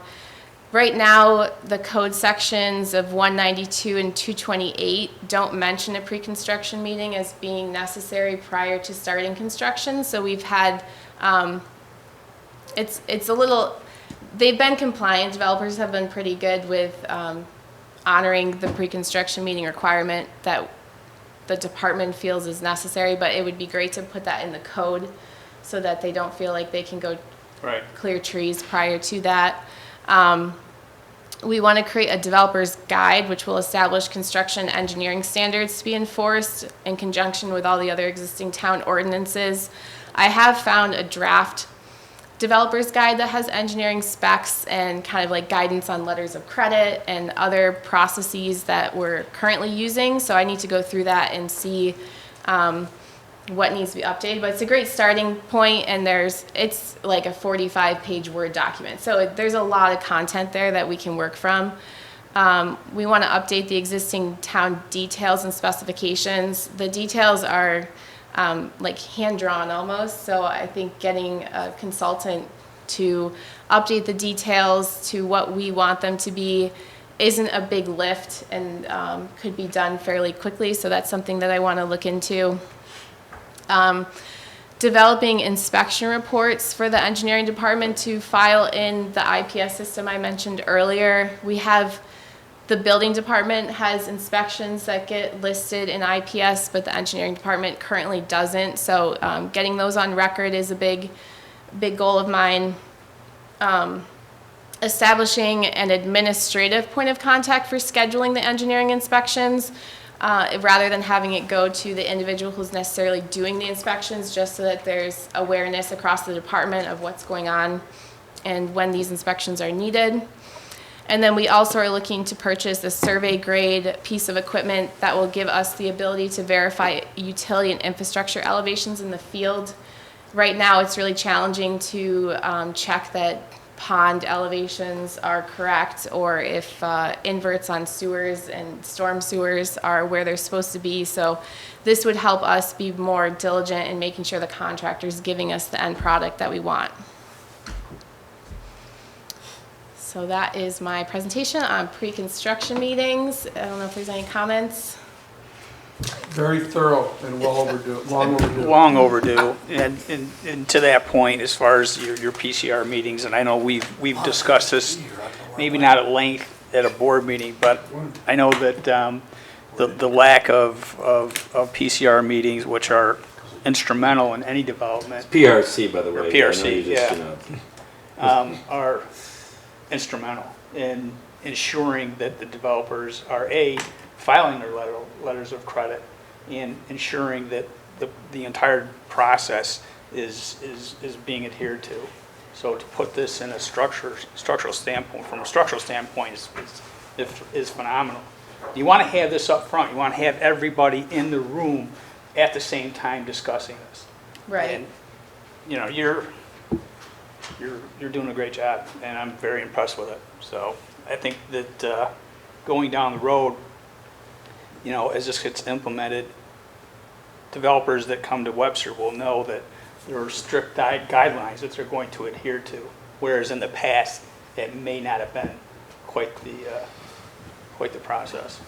Right, and it'll be a tool where everyone in our department can reference and say the same thing to everyone who's asking questions, so that there's not different answers given to the same question. Everyone knows what the standard process is and how to handle any concerns that developers have. So I just say that, you know, it's really cool to watch. I don't know if that's the technical term, is Josh and Mary kind of get their mojo of how to, you know, run the department and how they're interacting with Pat Stevens, the new highway superintendent. I'm walking into a Red Wing game the other night, and Art calls me from sewer and says, hey, you know, I just got out of a meeting and Josh really was fantastic in that meeting. There's just a lot of good teamwork going on amongst these three departments, and Barry and Bill and the crew knows, those three departments especially, you know, the DPW and how it's configured now, highway and sewer. Man, do they got to communicate well. And when they do, and when you get this type of specificity and policies, procedures, and all that, we hit a home run. I think a perfect example of that is the grant application that the senator sent down, and the team got together and got that out the door in the required amount of time. That shows fantastic teamwork, and the changes that you're implementing in the DPW department and Josh's department is phenomenal. Long needed. Thanks. So thank you very much. thank you. Are we going to have another PowerPoint? Are you? Okay. All right, so if everybody remembers, back in November, Rick and I were here. We gave a little overview of the state of the plant, some opportunities that we saw to upgrade the plant, maybe some opportunities for cost savings and revenue. At that point, the town agreed with us to move forward, working with BNL to do an evaluation on the plant. And I think that's about where we are. We just about met our time frame. We're a few weeks off, but still got a lot of work done and should have some good results. So we're sort of ticking and tying and bring this thing full circle in a very short time frame. So with us there, you have Ken Knutson from BNL, George Bevington, and Pete Baker. So I will hand it off to Ken. All right, thanks, Art. So the discussion in November led to us being here in January, and it was a mix of different things, but we just wanted to kind of recap what the theme of that presentation was in the introduction to this effort before George gets into the details of it.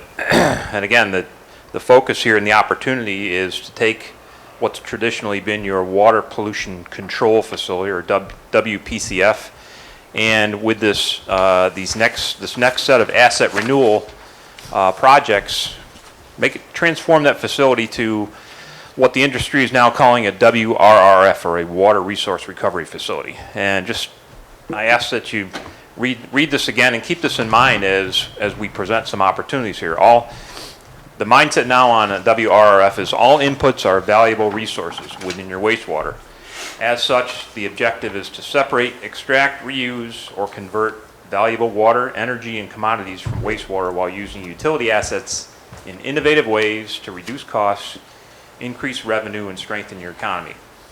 And again, some of the ideas that both Art and Rick brought forth to the board that you need to keep in mind, and as we have, is this is going to be a new way of thinking. It's a new way of doing business, and we're looking at not only what's going on at the plant today and the trends, but also you need to look to the future, because this is a 20 to 30-year planning period that we're discussing here tonight. So with that, again, we've done a lot of work with a lot of valuable input and help from the operators. So I'm going to go through the goals here very quickly, then I'm going to turn over the ropes to George, who's going to review some of the alternatives that we looked at for all of the major unit processes that weren't addressed under phase one, with some help from NYSERDA's FlexTech program. We did some additional modeling of the plant, which gave us some detailed analysis that then appeared in our recommendations. We're certainly going to be discussing some of the opportunities for revenue generating facilities and running through some numbers, which I'm sure you'll have, Tom, some pro forma on potential revenue that could come in, and then I'll jump back in on how do you move forward and how do you pay for the project. So on goals, again, the phase one project, I'll point to this real quick, nearly complete. Your secondary clarifiers and all the associated pumping, those are your critical last step before your wastewater hits the lake. Those are in great shape, and they've really improved the performance.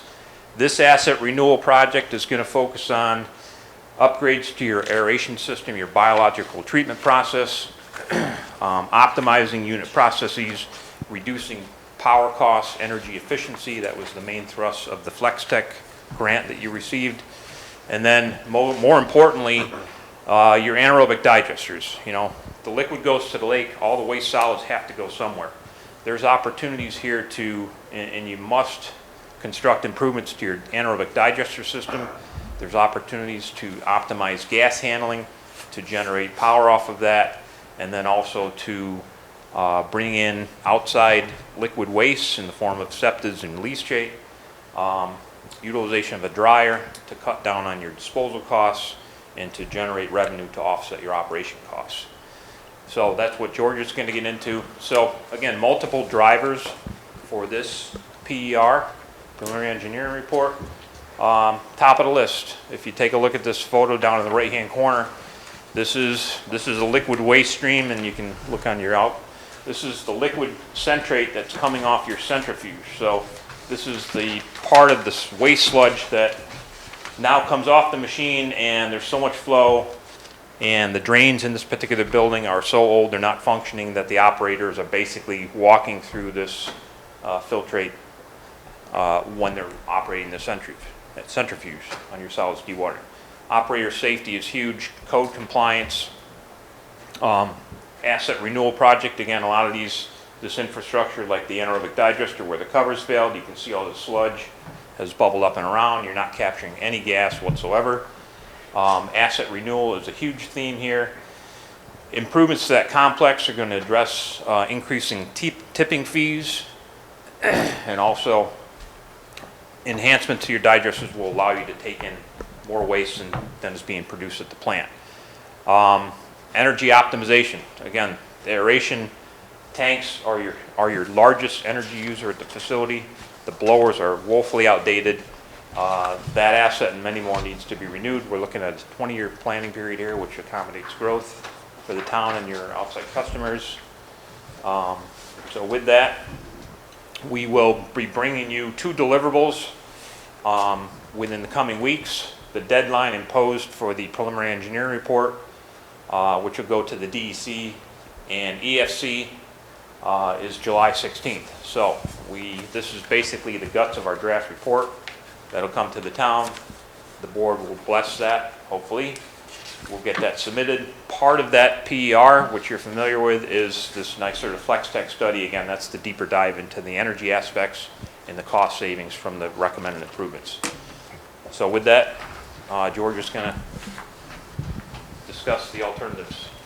Thank you, Ken, and thanks for having us back. There's a variety of unit processes that have been looked at the plant in detail, and we've had a couple of one-on-one workshops and tours and inspections with your operators and management folks. So this wasn't done in an engineering office.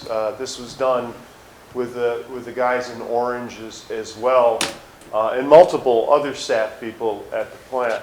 As Ken talked about, in green, the boxes is your current project that's finishing up. It's a wonderful improvement to the project.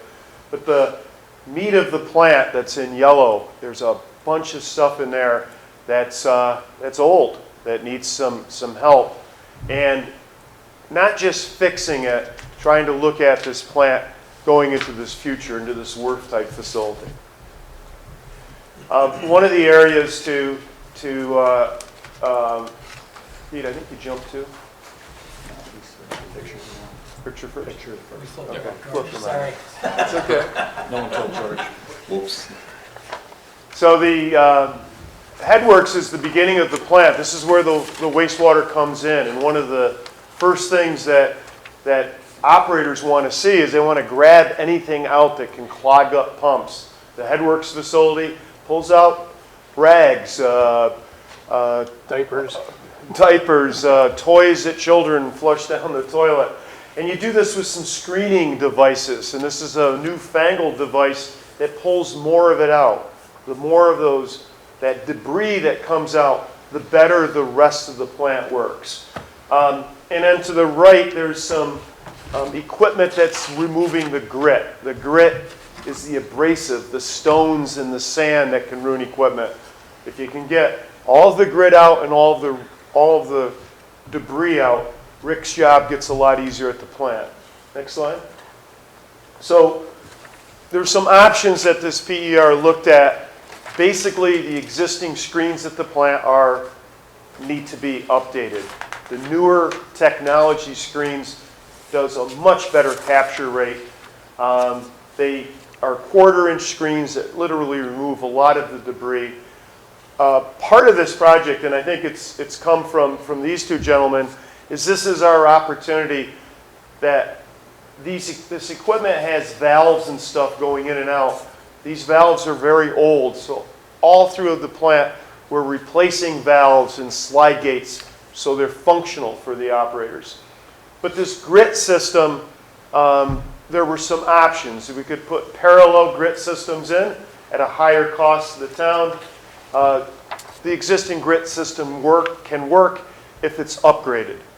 So the green box is where we landed, where we have $1.38 million of headworks work that needs to be done at the wastewater plant.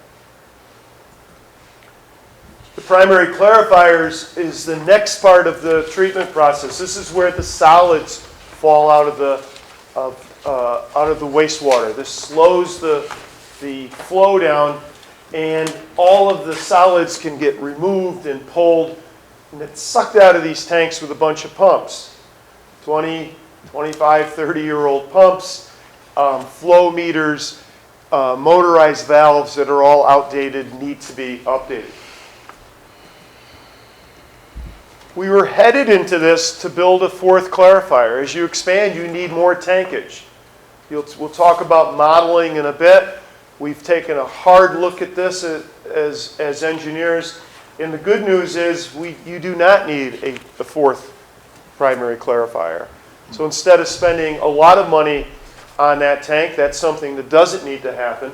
But your existing tank needs new chains and sprockets and the new pumps that we talked about. So we need approximately $350,000 worth of improvement in the primary treatment part of the plant. The aeration system is where Rick's best workers are. It's millions and millions and millions of bacteria in that tank, and they're the ones doing the work.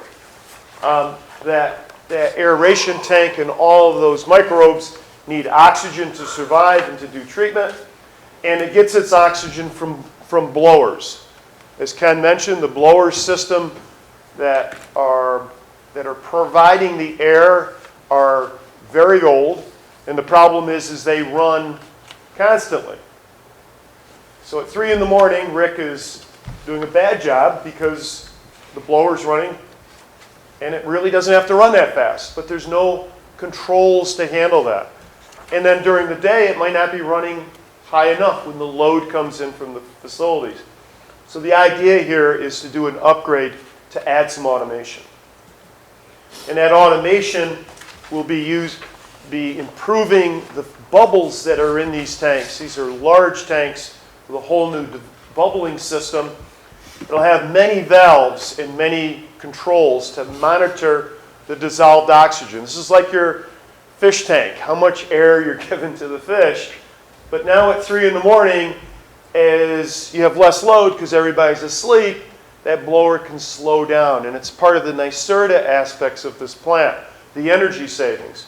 So instead of that blower, 150 horsepower blower running all the time, it now might be running at 75 horsepower at 3 in the morning, saving valuable dollars for Art's electrical budget.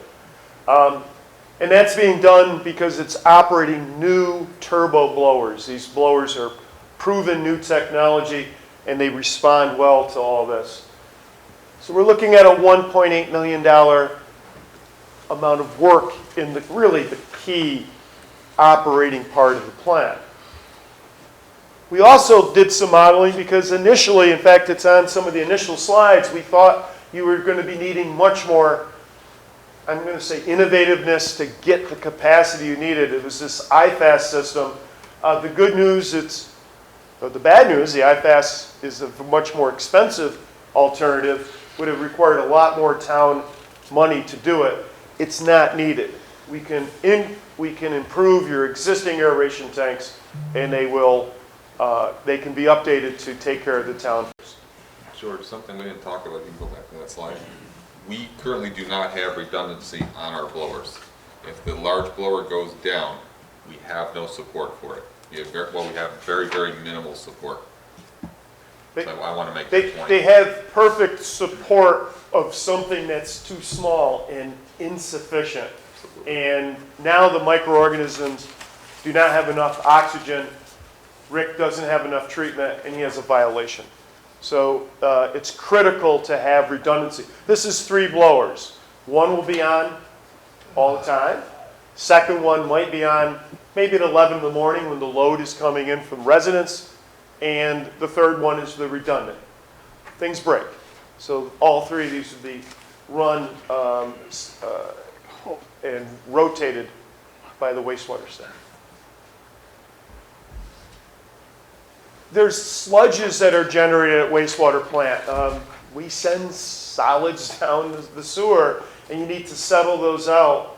And all those extra microorganisms that we grow, eventually you have too many of them. Those microorganisms are eating the wastewater and making more microorganisms. And we have to waste those organisms in tanks that settle the solids out. These are called thickeners. We looked at a couple of options. There's some existing, there's an existing old thickener tank that we looked at in some other old tankage to modify.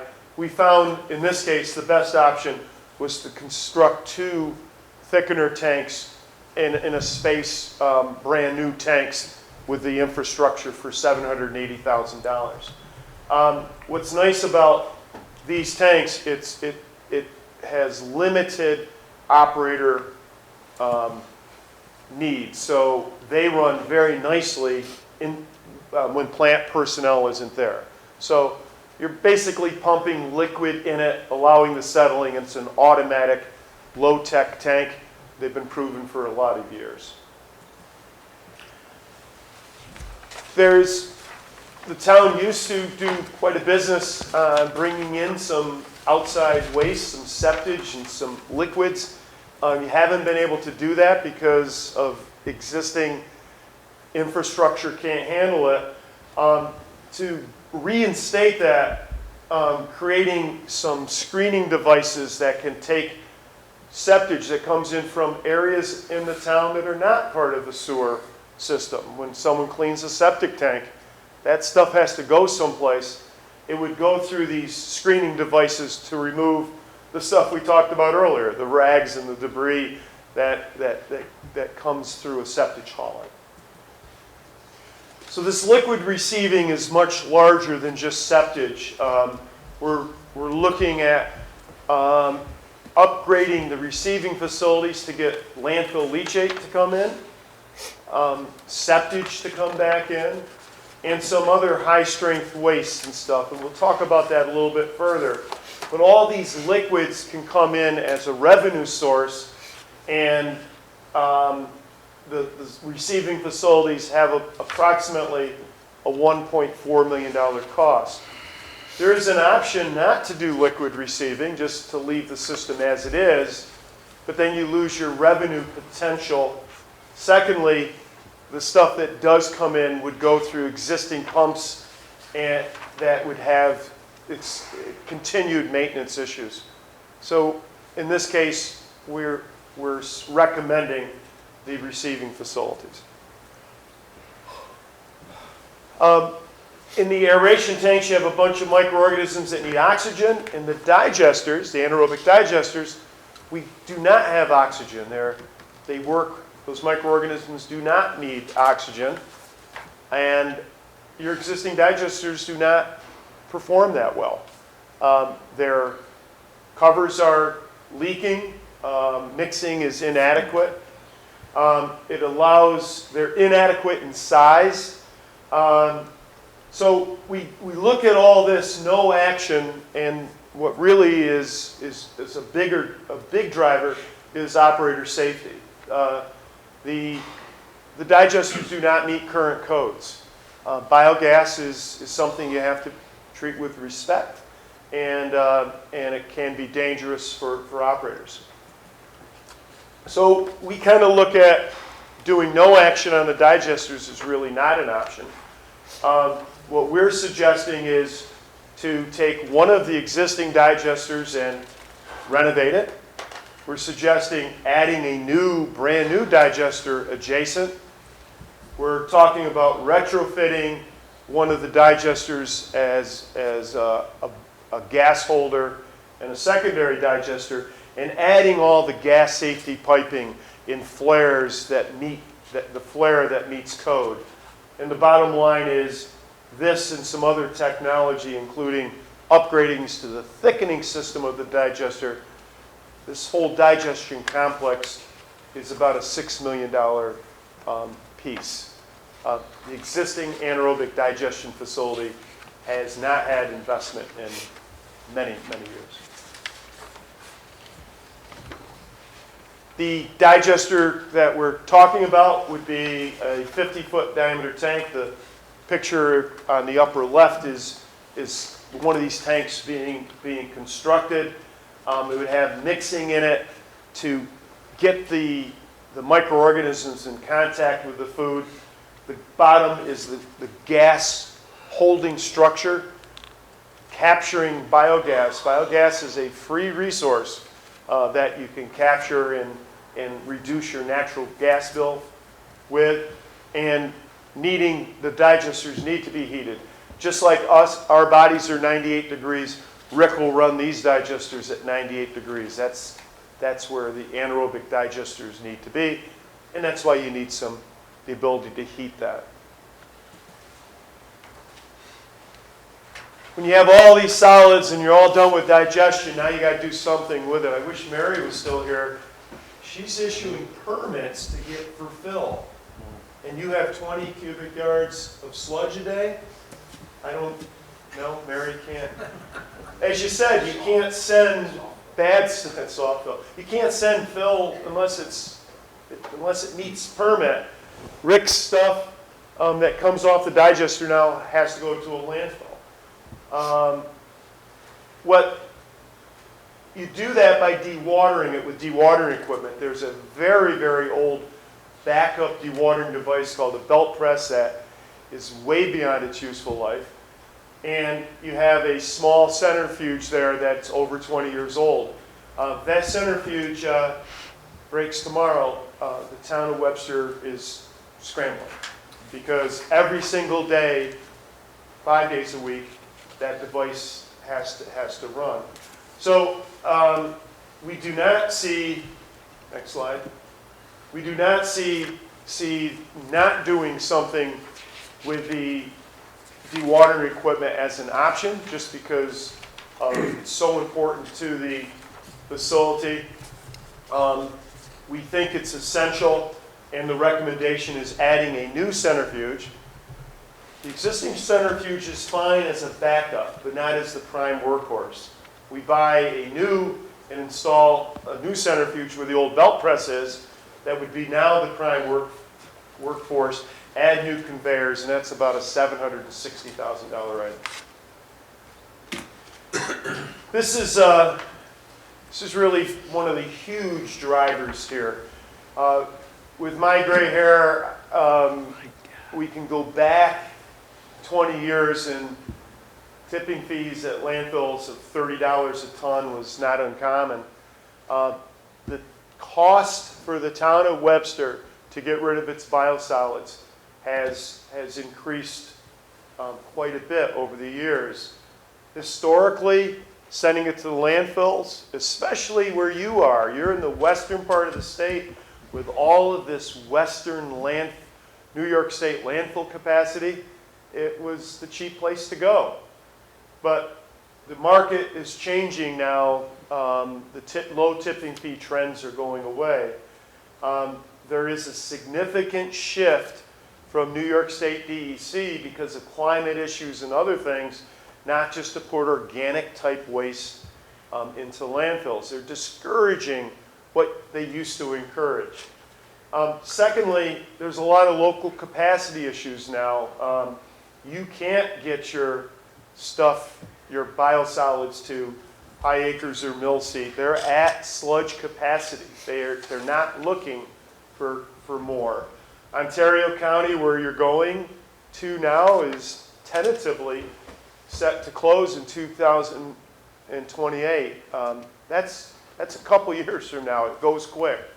And Seneca Meadows has a possible 2025 closure. Those closures and capacity issues are important, and the trends for the state. But really what hits home is the fees.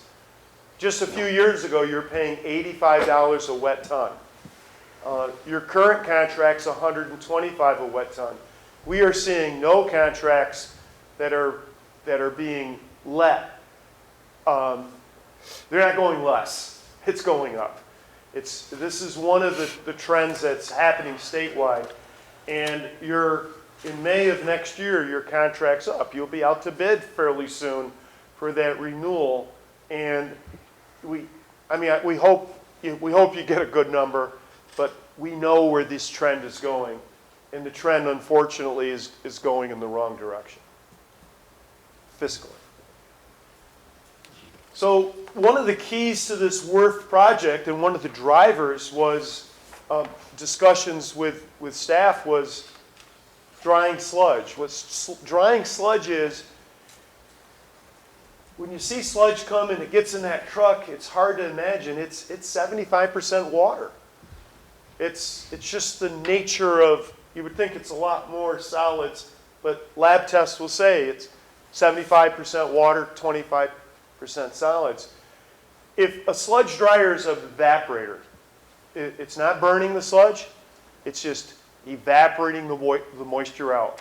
And if you can evaporate most of the water out and only leave, and just mostly leave the residue, what you're sending to a landfill is a tremendously less. So, go back to that, Pete. We didn't want to just come in here saying this is Art and Rick and Ken and Pete and George said it's a good idea.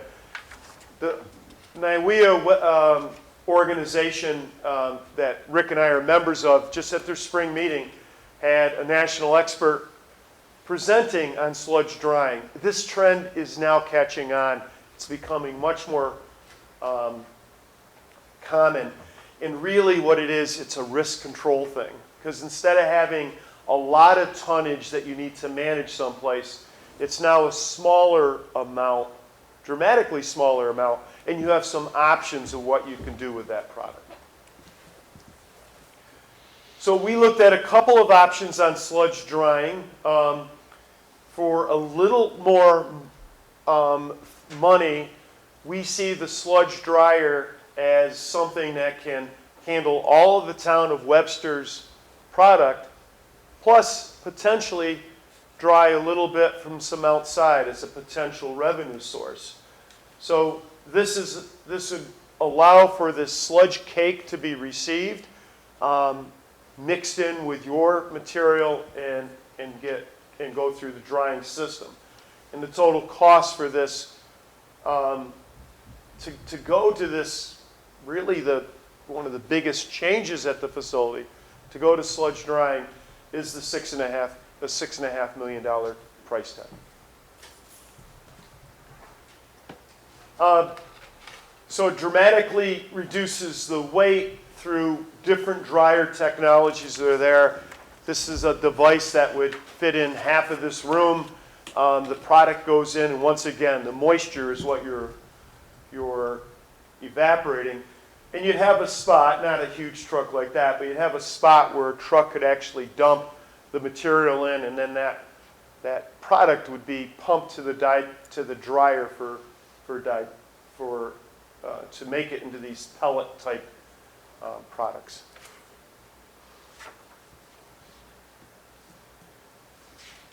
So that's the fun stuff. That's a lot of the operational stuff that affects Rick and his maintenance and operating workers and arts workers every day. But we also have some stuff in the administration buildings. Quite frankly, the space is a little too small, especially as staff has grown. You have temporarily fixed that with that leased trailer at $100 or $700 a month has been providing some nice conference room space, because you can't really do that in that small break room. And we do like the janitor's closet here that Rick has as your chief operator. It's a 65 square foot phone booth. It needs some space for computers, for file system, for break room, for training. And the bottom line is you're doing all this to get this office to be up to standards. The existing footprint is to the left. There's some modest increases to stretch out some walls and also to make this ADA compliant. You need to be able to have accessibility to all public buildings, as you know. For the office buildings, needs to be ADA compliant. The anaerobic digester top doesn't, but the office does. So the bottom right of this is the ramp issues or area, and then there's a lot of configurations on locker room, restrooms, break rooms, and stuff to be adequate for staff. One of the things we sold on this project a little bit as we were kind of going out the door is there's some NYSERDA money that came to help with this study, and it helped finance some of the additional analysis. And BioWin was what that was. BioWin is a tool. This is a computer tool. I won't bore you with all those, but those are all of Rick's tanks and digesters and pumps. And this model gets set up and inputted, and a bunch of data gets shoved in. And the bottom line is you shove all this data in, and the model predicts how clean the water will come out. And does that, in 20 years, as this town has some growth and these inputs put in, can Rick still produce water that meets state standards? And BioWin helps to predict that, and it also helps the engineers in sizing tanks and whatever.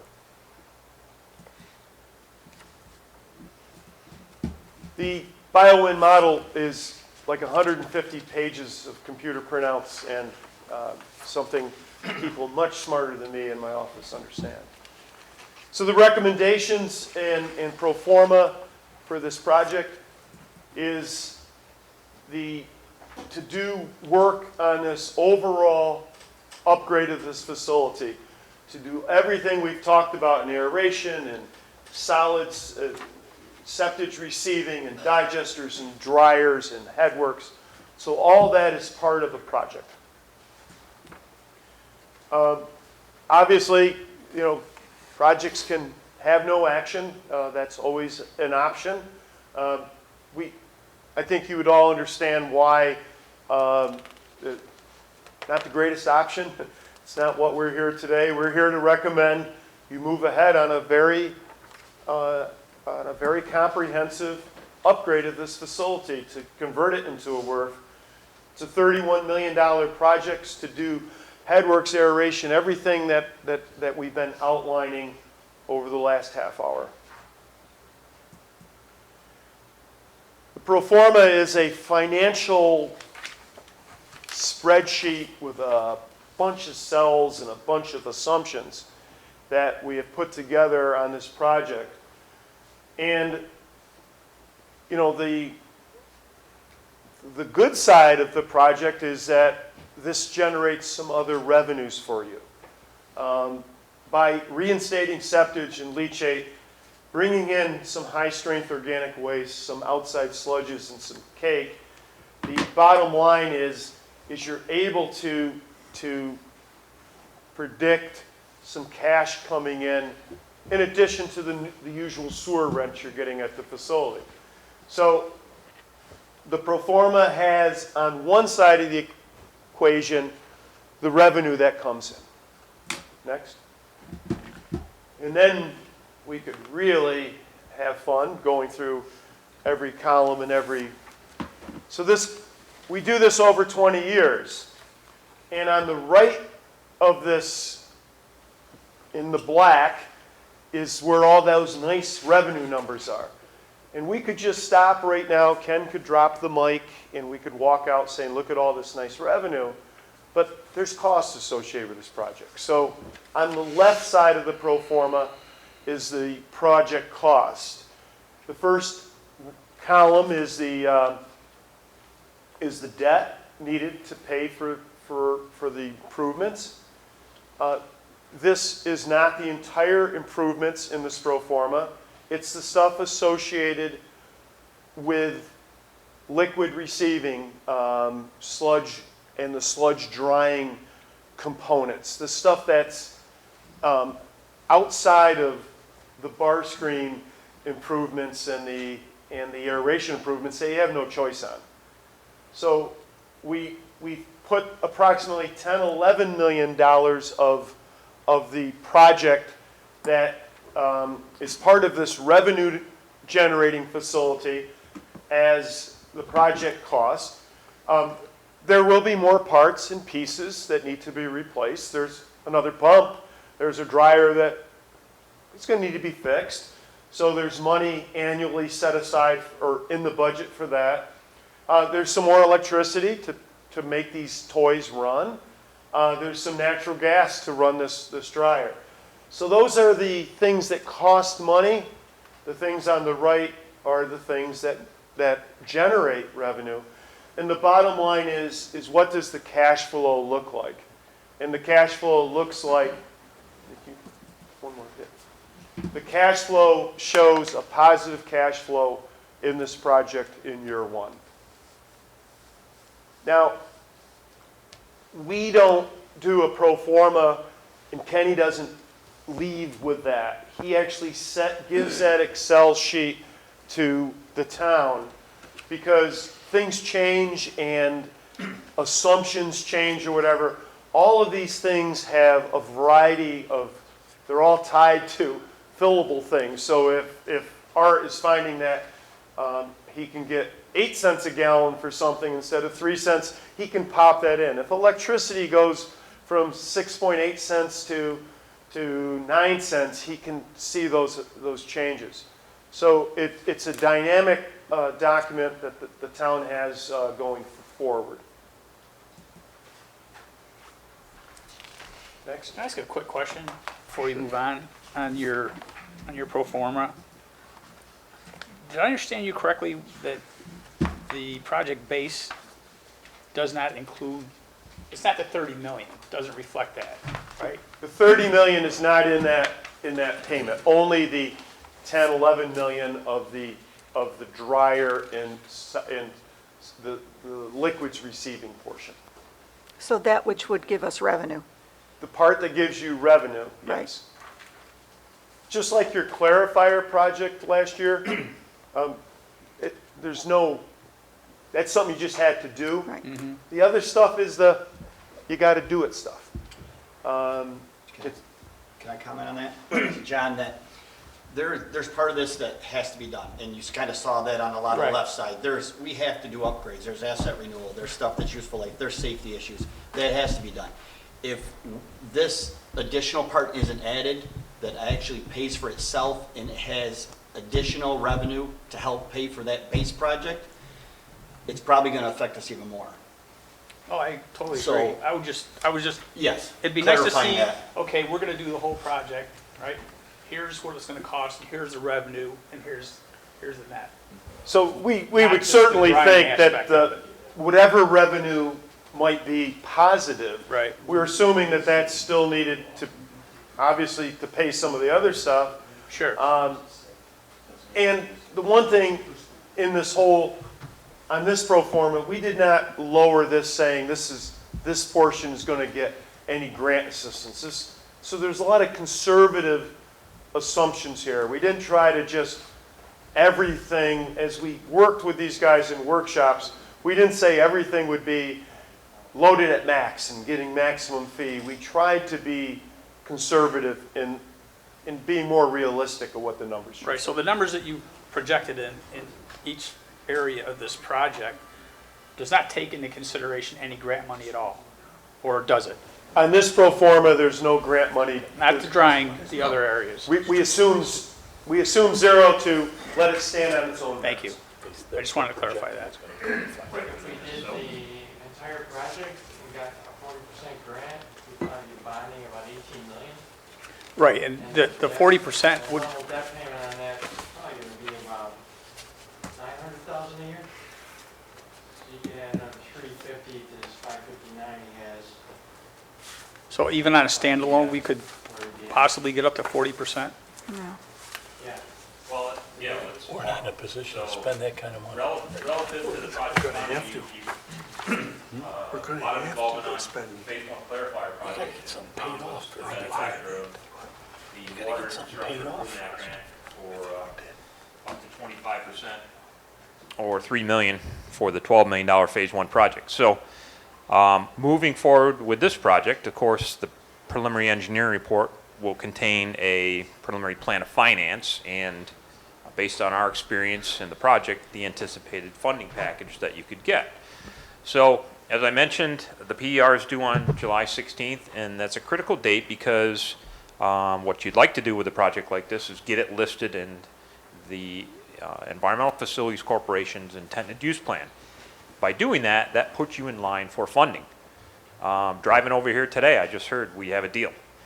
There's infrastructure money coming that one of the items is water. So moving this to shovel readiness is going to be critical. So by getting this on the funding list, moving it through bond resolution, which I'll cover in the schedule, you have the ability to get another WIA grant, which is either 25% or a maximum of $5 million.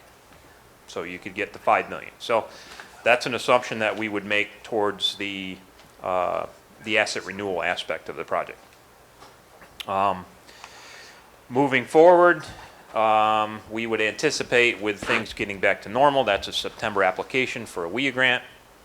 And part of shovel readiness and a complete application is completion of seeker, as well as adopting a bond resolution for the final project. Right now, the consolidated funding application is going on. Probably know you're at a point now where you're not really sitting in a position to apply for an implementation grant. That's just an informational statement. But as I mentioned earlier, having the FlexTech component of this piece, we've been successful, and George has been the benefactor of some fairly large FlexTech grants that would look at energy efficiency, innovative technologies, biosolids, beneficial reuse, and so on. So that's another avenue that you now have available to this project, having used some of their planning money. So moving forward, again, we're here tonight. Here's an introduction. Any questions tonight that come to us will be reflected in a draft PR, which will come to your representatives and Rick and Art.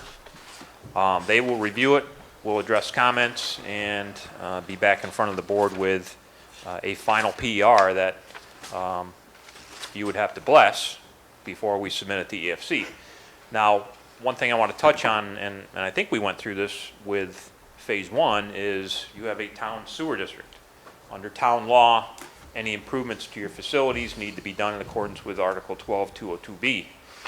So what we're going to do is we're going to structure this PER as a PER and map and plan, which could then be used by the town's attorney and Paul to basically establish the maximum amount to be expended, the preliminary plan of finance, the estimated user costs, and it's all in there so that you comply with the 202B.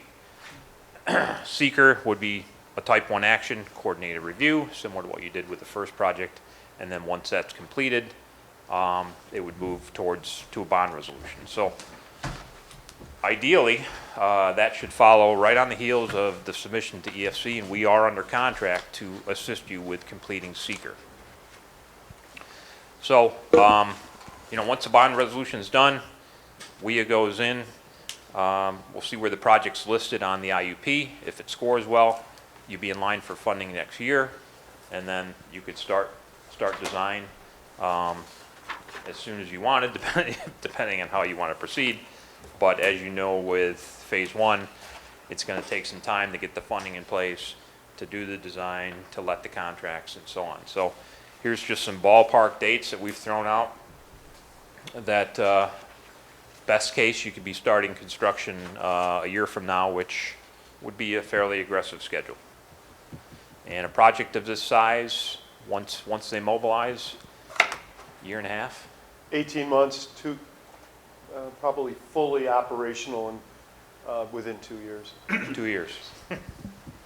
I think one of the things that we know right now, because the climate is progressing a project from a concept to get design going is so important because of this, that was the last slide, the shovel-ready word, because we're finding the more projects shovel-ready, maybe the better chances to get some money.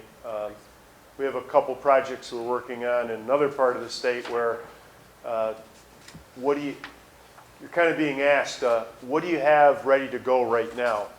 And with money, infrastructure money coming available, having anything shovel-ready is having something shovel-ready doesn't necessarily mean you're building it. It just means you're ready, because a lot of these grants seem to fizzle away if someone is dragging their feet, not getting it to a finish line. So I think that just seems to be what we're seeing with some of the infrastructure money that seems to be starting to open up.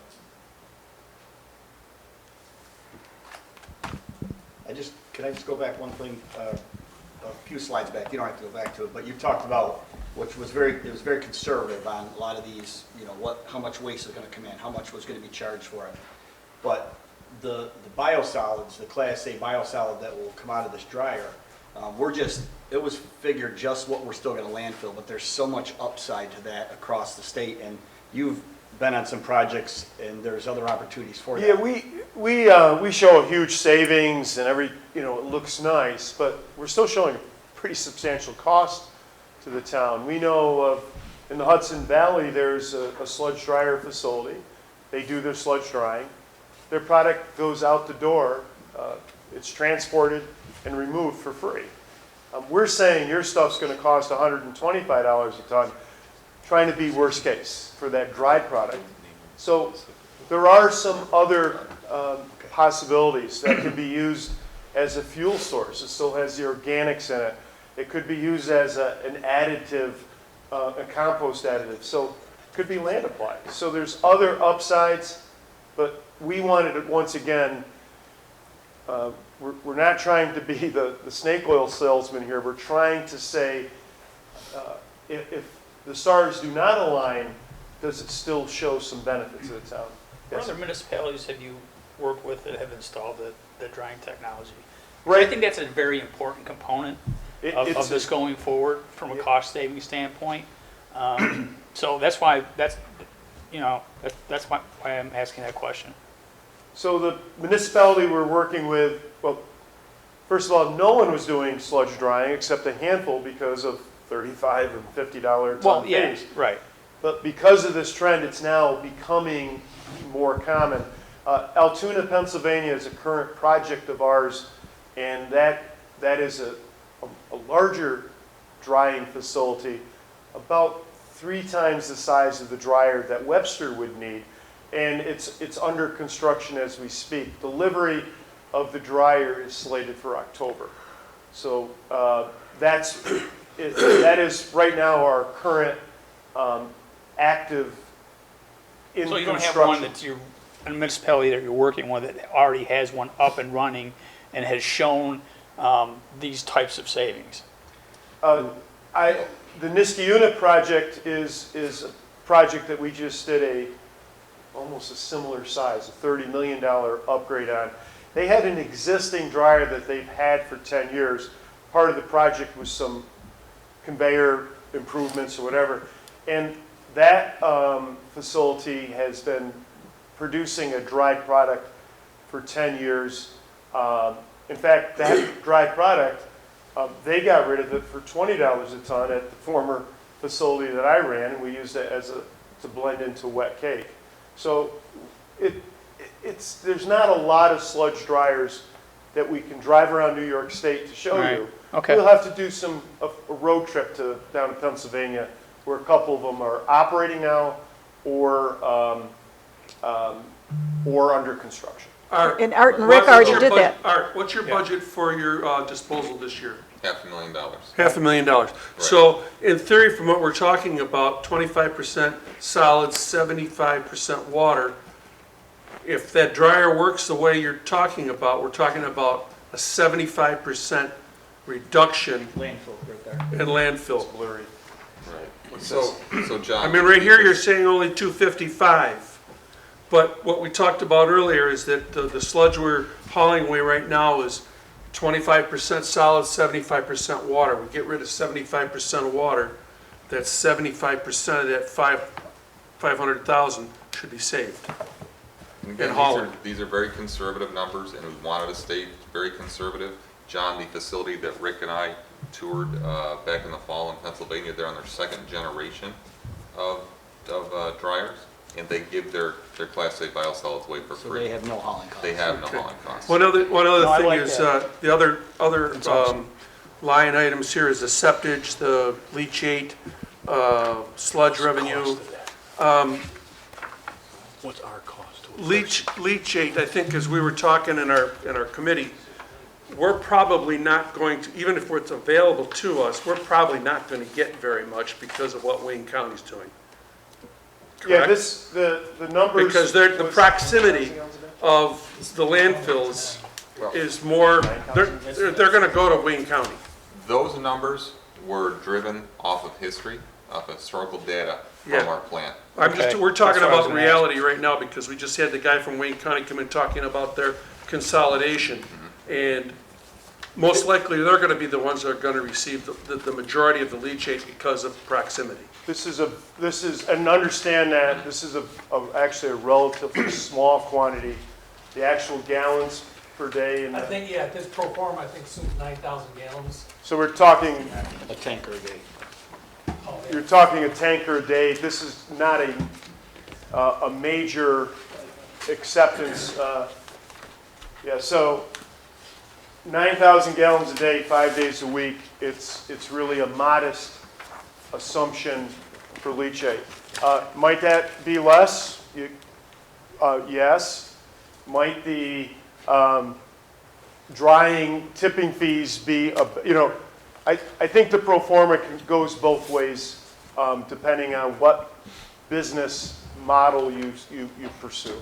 Okay, I agree with the landfill disposal savings wholeheartedly, and I'm all for this. I just question the other ones if Barry, these are going to be reality. Right, what I found in Rome was, it's a market analysis, and it's because they're traveling somewhere, doesn't mean they always want to, so it's a market, and you go in and see what they're paying, how far they're traveling, so it's a lot of like looking it out, calling up and say, hey, what are you paying, what are you willing to pay, kind of thing. So you can negotiate those, and if you don't get the 9,000 leachate, okay, maybe you take 26,000 septage. So it's kind of like you can balance it out and pull in some other, these are loading numbers too on what the plant can take. It's not exactly, so if we're saying we can take to treat 9,000 leachate and 20,000, if we don't do the leachate, we pull in some more outside sludge or something like that. Yeah, so good point by Rick. If leachate is not as available, maybe it's a little bit more on a septage gallons. Historically, 20,000 gallons a day is happened before here. Absolutely. It's not a reach. Maybe that becomes a little bit more of what you bring in. Those numbers were offered. Yeah, What we can handle in Art, capacity, wasn't it? Yes, sir. and this has been brought up a lot, that it was kind of the shock back in 18, 19, when it went from $250,000 to sludge haul to the landfills to $500,000. So that was because we got into a new 3-year contract at $125 a ton. Is that correct? Yes. Okay. Well, if that contract expires in May of 2022, which is less than a year away, what's the process of going out and getting what prices are right now to see if that 125 a ton, if we're staring down the barrel of 130, 140, 150? So the contract doesn't expire. The first 3 years expires. We have 3 one-year options. Can renew it. However, well, that's the question. Can we renew it at what cost? And the problem is if you decide to go out for bid, all of a sudden you may lose gonna that go renewal price at 125 and it may be 150 if you go out to bid. So Okay, you slow play down, the hold on. market. Oh, I gotta back this up. Okay. So we're in a 3-year contract, With option of 3 Right, additional but- years. Right. 3 additional years, One but at a they time. don't tell you what the price is of the option of the 3 additional years? No. And we bid that contract. We bid it 3 times. We had one bidder each time. right. I think you have You can't to, get the drying facility up in 2 years. no, he knows that. What I'm saying is, I think But you we have to start You have somewhere. to Yeah. you have to You have to start accept the somewhere. reality of the fact is that They got us. Yeah. They got us It's not where they gonna get want us. better. Right, it's not gonna get better. Well, they definitely got us because we're gonna have to pay for it one way or the other. And so Barry, that's a great point. We're not the only ones, right? There's other, there's other little towns, surrounding us that are in the same boat. And again, what you do is if you have the capacity and we have it, then you say to those other little towns, hey, bring it here for half the price that you're gonna bring it to a landfill. I'm throwing half price out there. I'm just saying that we could treat it cheaper and they're gonna save money and we're gonna make a revenue off of it. Actually, one of the other interesting things is we almost have to take a step back. The dryer is going to do the final getting rid of a lot of water, but we're also reducing that down because we now have an anaerobic digester that's working. Right.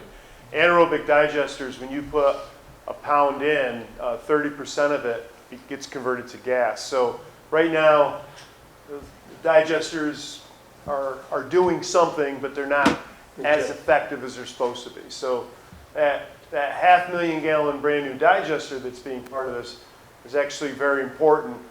That centrifuge is very important because it drives out more of the water before it goes to the dryer. So all those steps are interconnected. Part of the problem we had with that centrifuge was I don't think it's over 20 years old. I think that was built around 2006. Part of the problem we had with that was that the dewatering, the piping below it was never big enough. Yeah. And that always held it back from operating fully to its capacity. Will that all be changed? Part of the project is where the centrifuge and how it drains through inadequate floor drains. It'll actually be new piping right out of the building. So that problem gets fixed with this project. For both the new one and the old one? Correct. Yes. Okay. Correct. So what we're creating is a competitive advantage. So we're thinking about today and the future. Yep. So one of that advantage is taking an outside septage with the septage receiving facility. State of the art. It's swipe card driven. Right now everything is manual and he spends hours on it and it's on the honor system. Yep. The guys can come in, swipe their card. How long does it take to offload that truck? Depends how thick the stuff is, but 15 minutes. 15 minutes, 10 minutes if it's thinner. So and that swipe card is kind of neat, like you said, honor system. If you don't have the swipe card, the valve doesn't open, so the trucker could just sit there forever. So it automates the valves in operation and it generates the billing reports. Correct. So there's a competitive advantage. The drivers are going to want to come there. They can turn those trucks quicker. It's a cleaner process. They're in and out. They're making more money. In concert with that is the dryer, and we would have a competitive advantage to the local municipalities. Hey, bring your stuff here for a reduced cost for what you're paying, and we can drive some more revenue there. So what would be the capacity of the driver along the lines of bringing other municipalities in? The goal was to design it that for during the 8-hour shift, we can treat ours. Right. Or maybe a little extended. What we saw in Pennsylvania is they would turn their dryer on Monday morning and they only worked the day shift and it would run till Friday, 24 hours a day. So you could take in your outside, have that treated during the evenings. Okay. There's controls on it, there's cameras on it, so if something goes wrong.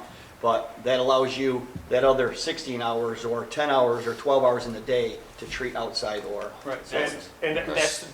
And part of the conservative part right now, just is that we didn't say that this dryer would be running 24 hours a day. Right. Just once again, not to oversell it. We had a 14-hour operation. So there's actually some extra other capacity associated.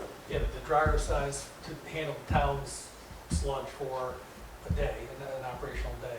Everything out of the excess is it's essentially the same dryer. Okay, that was my question. Thanks. That's basically okay. kind of run a little longer. So there would be a maximum 24-hour output, 1.5 tons per hour times 24. That'd be the most that the dryer could handle. This pro forma assumes another 8 tons a day coming in from. So any outside entity coming in would have to come in on those off hours. No, there'll be they'll dump it during the day and it'll be in a hopper that will hopper's the wide spot to continually feed the dryer. Okay. It's like a big hole in the ground, you know, door opens, they dump in, and then you slowly pump that stuff out, so. Mixes with ours and then pumps in. Gotcha. Bill, you brought up a good point that, you know, you both did that, you know, hey, it's gonna be 2 years out. You know, I look at that 2 years as an opportunity while they're building the plant. That's the opportunity that Rick and I have to go out and sell our services, right? We can go to the towns, we can go to the industries. We've kind of already started. We have. Already made phone calls just to see what's out there and And I potential. think, you know, and what can we do with that Class A? Can we get rid of it for free? So we can hit the ground running. Okay. Two questions. So I'm looking at the timeline here, and obviously June 24th is today. The draft of the pre-engineering report you'll have by next Wednesday, June 30th. Now within that, like this aggregate $31 million any grants or anything like that, does that include the engineering costs? Yeah, the Yes. the fees include some contingencies and the legal and the engineering fees. That's all part of the 31. Okay. Actually, I have a couple more than two questions. Then you have a deadline of July 16th for CWSRF. What does that stand for? Back to that slide, please. Clean Water State Revolving Fund. Of course. How do you not know how that? did I not know that? All right, and We had several conversations with phase one on WIA. They administer the WIA grant as well. right, But EFC. I think it's the next slide. Clean Water State Revolving, okay. Water State Revolving Fund. Okay, and so the $64 question, wasn't that the thing? So this is very robust and very thorough and all that. Without getting into, you know, I don't expect you to have dead nuts accurate numbers on this, but village and town decide to consolidate and they make that decision in the next month or two. How much tweaking does this have? We did talk about that as a group and looking at the Bioman model. Just big picture, probably the fourth primary clarifier would come back in. Yep. You've got plenty of digester capacity in this. The digester capacity is there. One other item. Grit removal pista. Another pistol. It sounds, because I've, Well, no, actually, yeah, because the grit removal would be, the plan would be keep the grit removal at the village. Oh, that's right. Right, the head works. Right. Oh, Yeah. right. That's the primary, right. There's about 1.3 million from our prior effort, which would be, you know, the estimate that I think LaBella put together regarding the upgrades they would need to their headworks, which is the bar screen, the grit removal. They have that at the village, it's in great shape. yeah, So the concept is they would keep up, that would remain operational, whether it's the village or whether it's the town operating that. Yeah. That essentially pre-treats that wastewater. Right. And that wastewater now kind of comes in after the town's headworks, and then we have that fourth primary clarifier. But the solids handling portion here, the bigger digester and the dryer and all that, basically you now have your solids customer.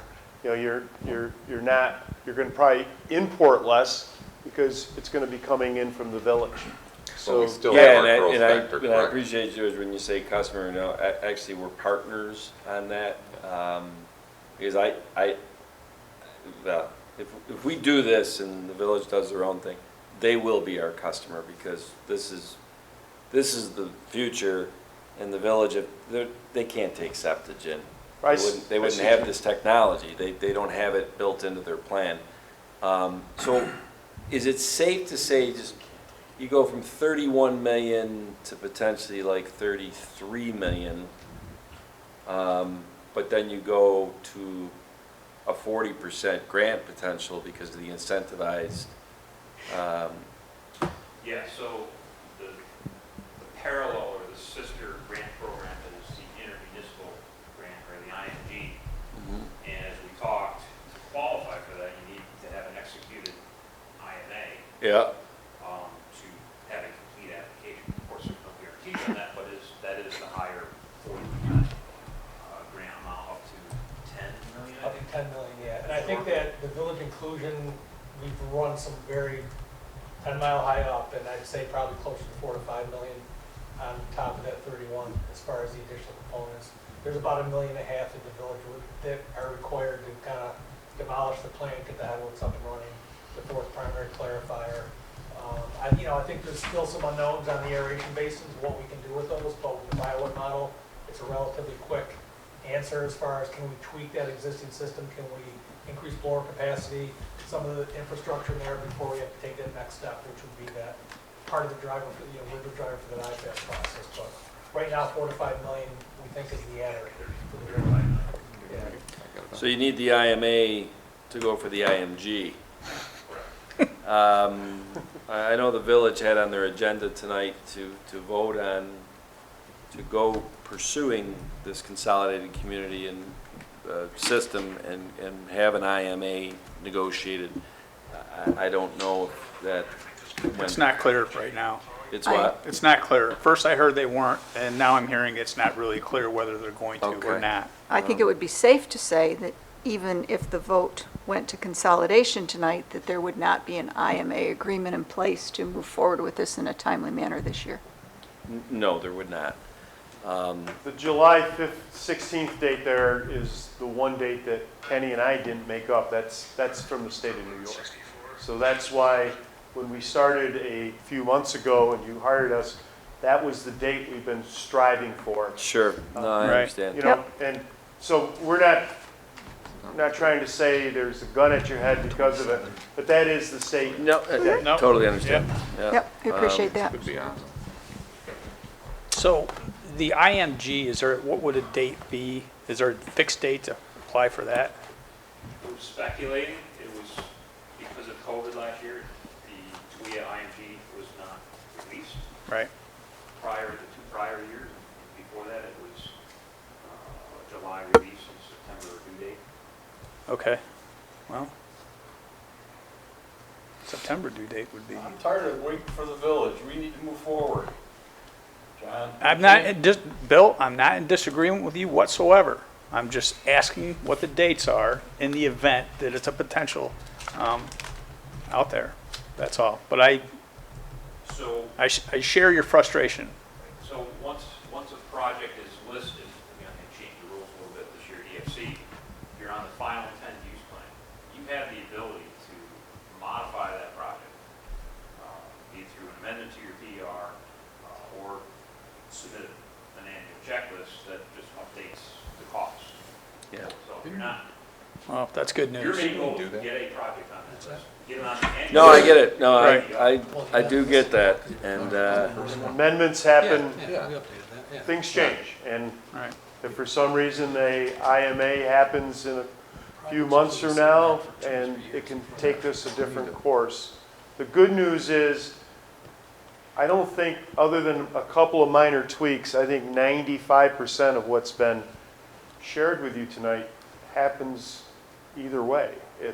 Might be, like Pete said, maybe the aeration blower has to go up from 5,000 SCFM to 6,000. Maybe something, but I think we're talking very small tweaks.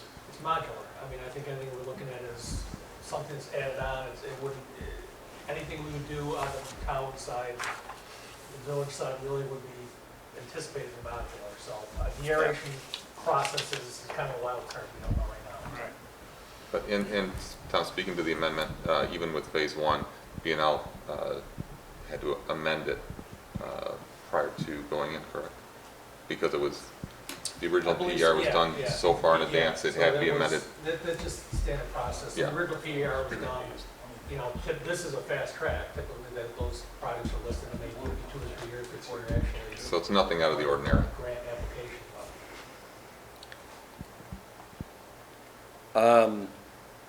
well, Bill, I agree with you that, and obviously, we don't want to wait because we got to do something. We got a deadline date. I know that, but and I just want to make sure I understand because I also heard that we can't spend this kind of money. Did I hear that earlier? Well, it's a lot of money, and we have to really take a serious look at it. Well, that's what I mean. Our big concern, what's it gonna cost our resident to do this? I guess, yeah, I understand. Yeah, and I'm I don't actually. think we have I don't think we have a choice. We don't. Well, no. I think, and just for round numbers, when you did the cash flow analysis, you did on the 11 million, the 20 million If we submit. that you didn't do it on is the ones that gotta be done. Right. They're out of code, the DEC's gonna hammer us soon. Please share that. It's an improvement that has to be done. Yeah.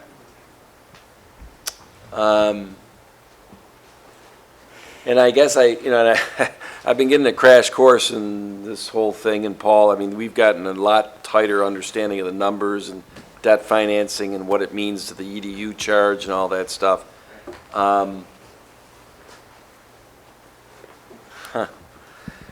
31 million less 5 amortized for whatever financing term you're thinking, 30 years divided by 17,800 units. I know. That's a- There's also the IMD, the additional grant. Yeah. I think that, you know, the debt, $78 is what, $31 million project was like, only with the grant. Moving along doesn't mean it's a commitment. I'm just talking town only. So we're talking, we have to provide lines for that as your Well, and I don't, look, and it's, $80 an individual? it's getting late, but, you know, we were in a couple budget meetings today, and, you know, the rules are changing, I guess, as the Treasury opines on this ARPA or whatever, but we're slotted to get $4.3 million. Yeah. Now, first they said it was for water, broadband, and sewer. Is that what they said? Yeah. And now they've added on, I don't know, yeah. Is there, you know, and I think I understand, I'm starting to get a better handle on shovel-ready. And you said, George, doesn't mean you go and do it, but to get shovel-ready, I think if I understand, well, the board's got to go and Make all the vote on the approvals. bond, and you can spin that any way you want to the public, but that means you've committed to the bond. What you're, It's subject to referendum, and, I mean, there's a lot of stuff that still have to go.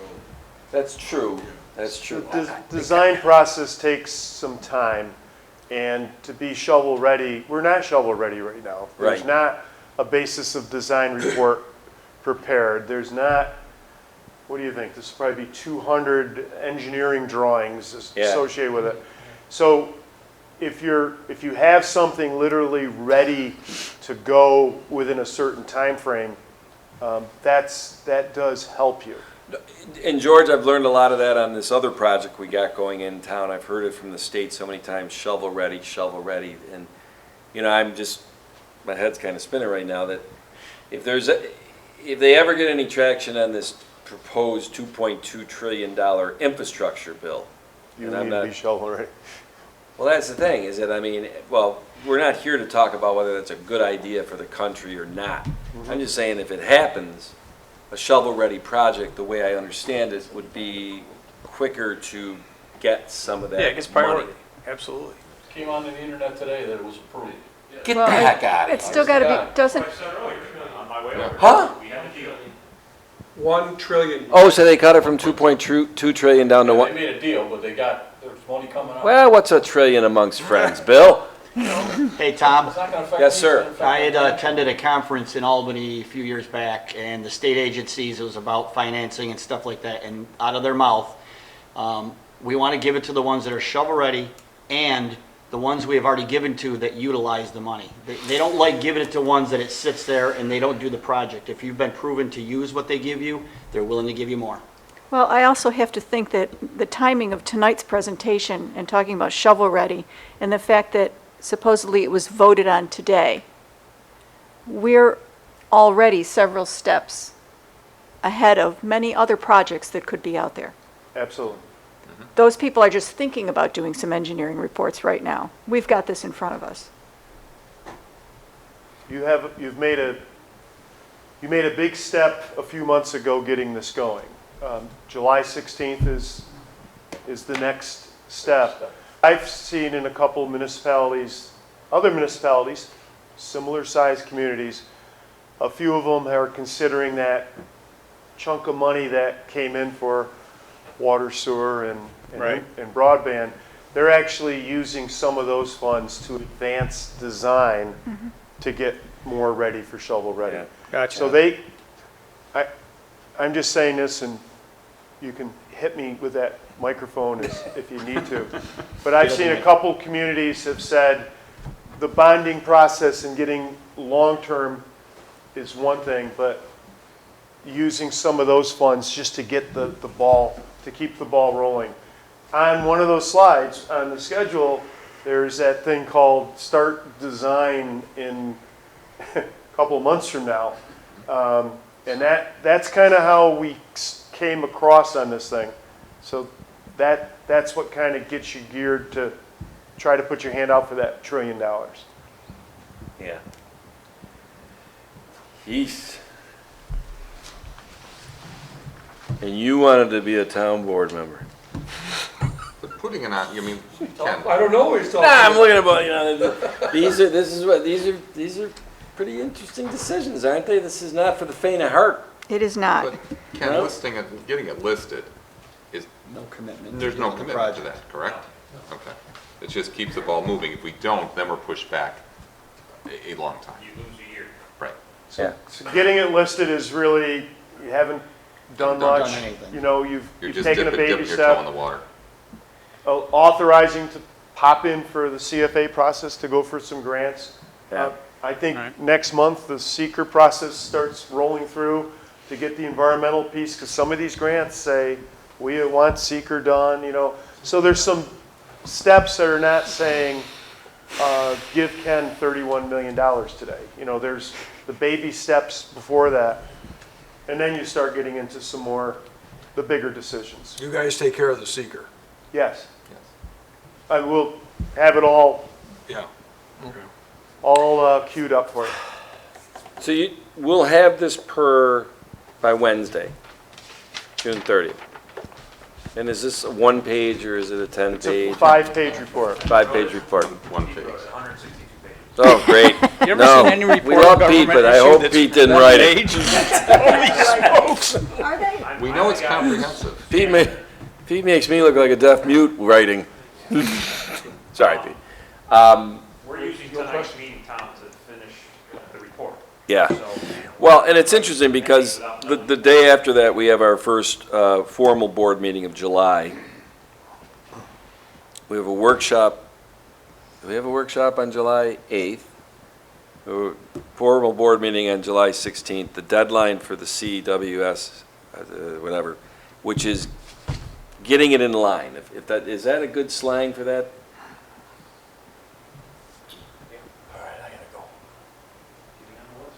All right. I think we all gotta go, Bill. I gotta go. All right. But I'm thinking that we gotta do something at one or more of those 3 board meetings leading up to July 16th. Keep the ball rolling, Yeah, whatever it takes. all right, Any special meetings we have to have. yeah, We gotta get this thing at least to CWSRI.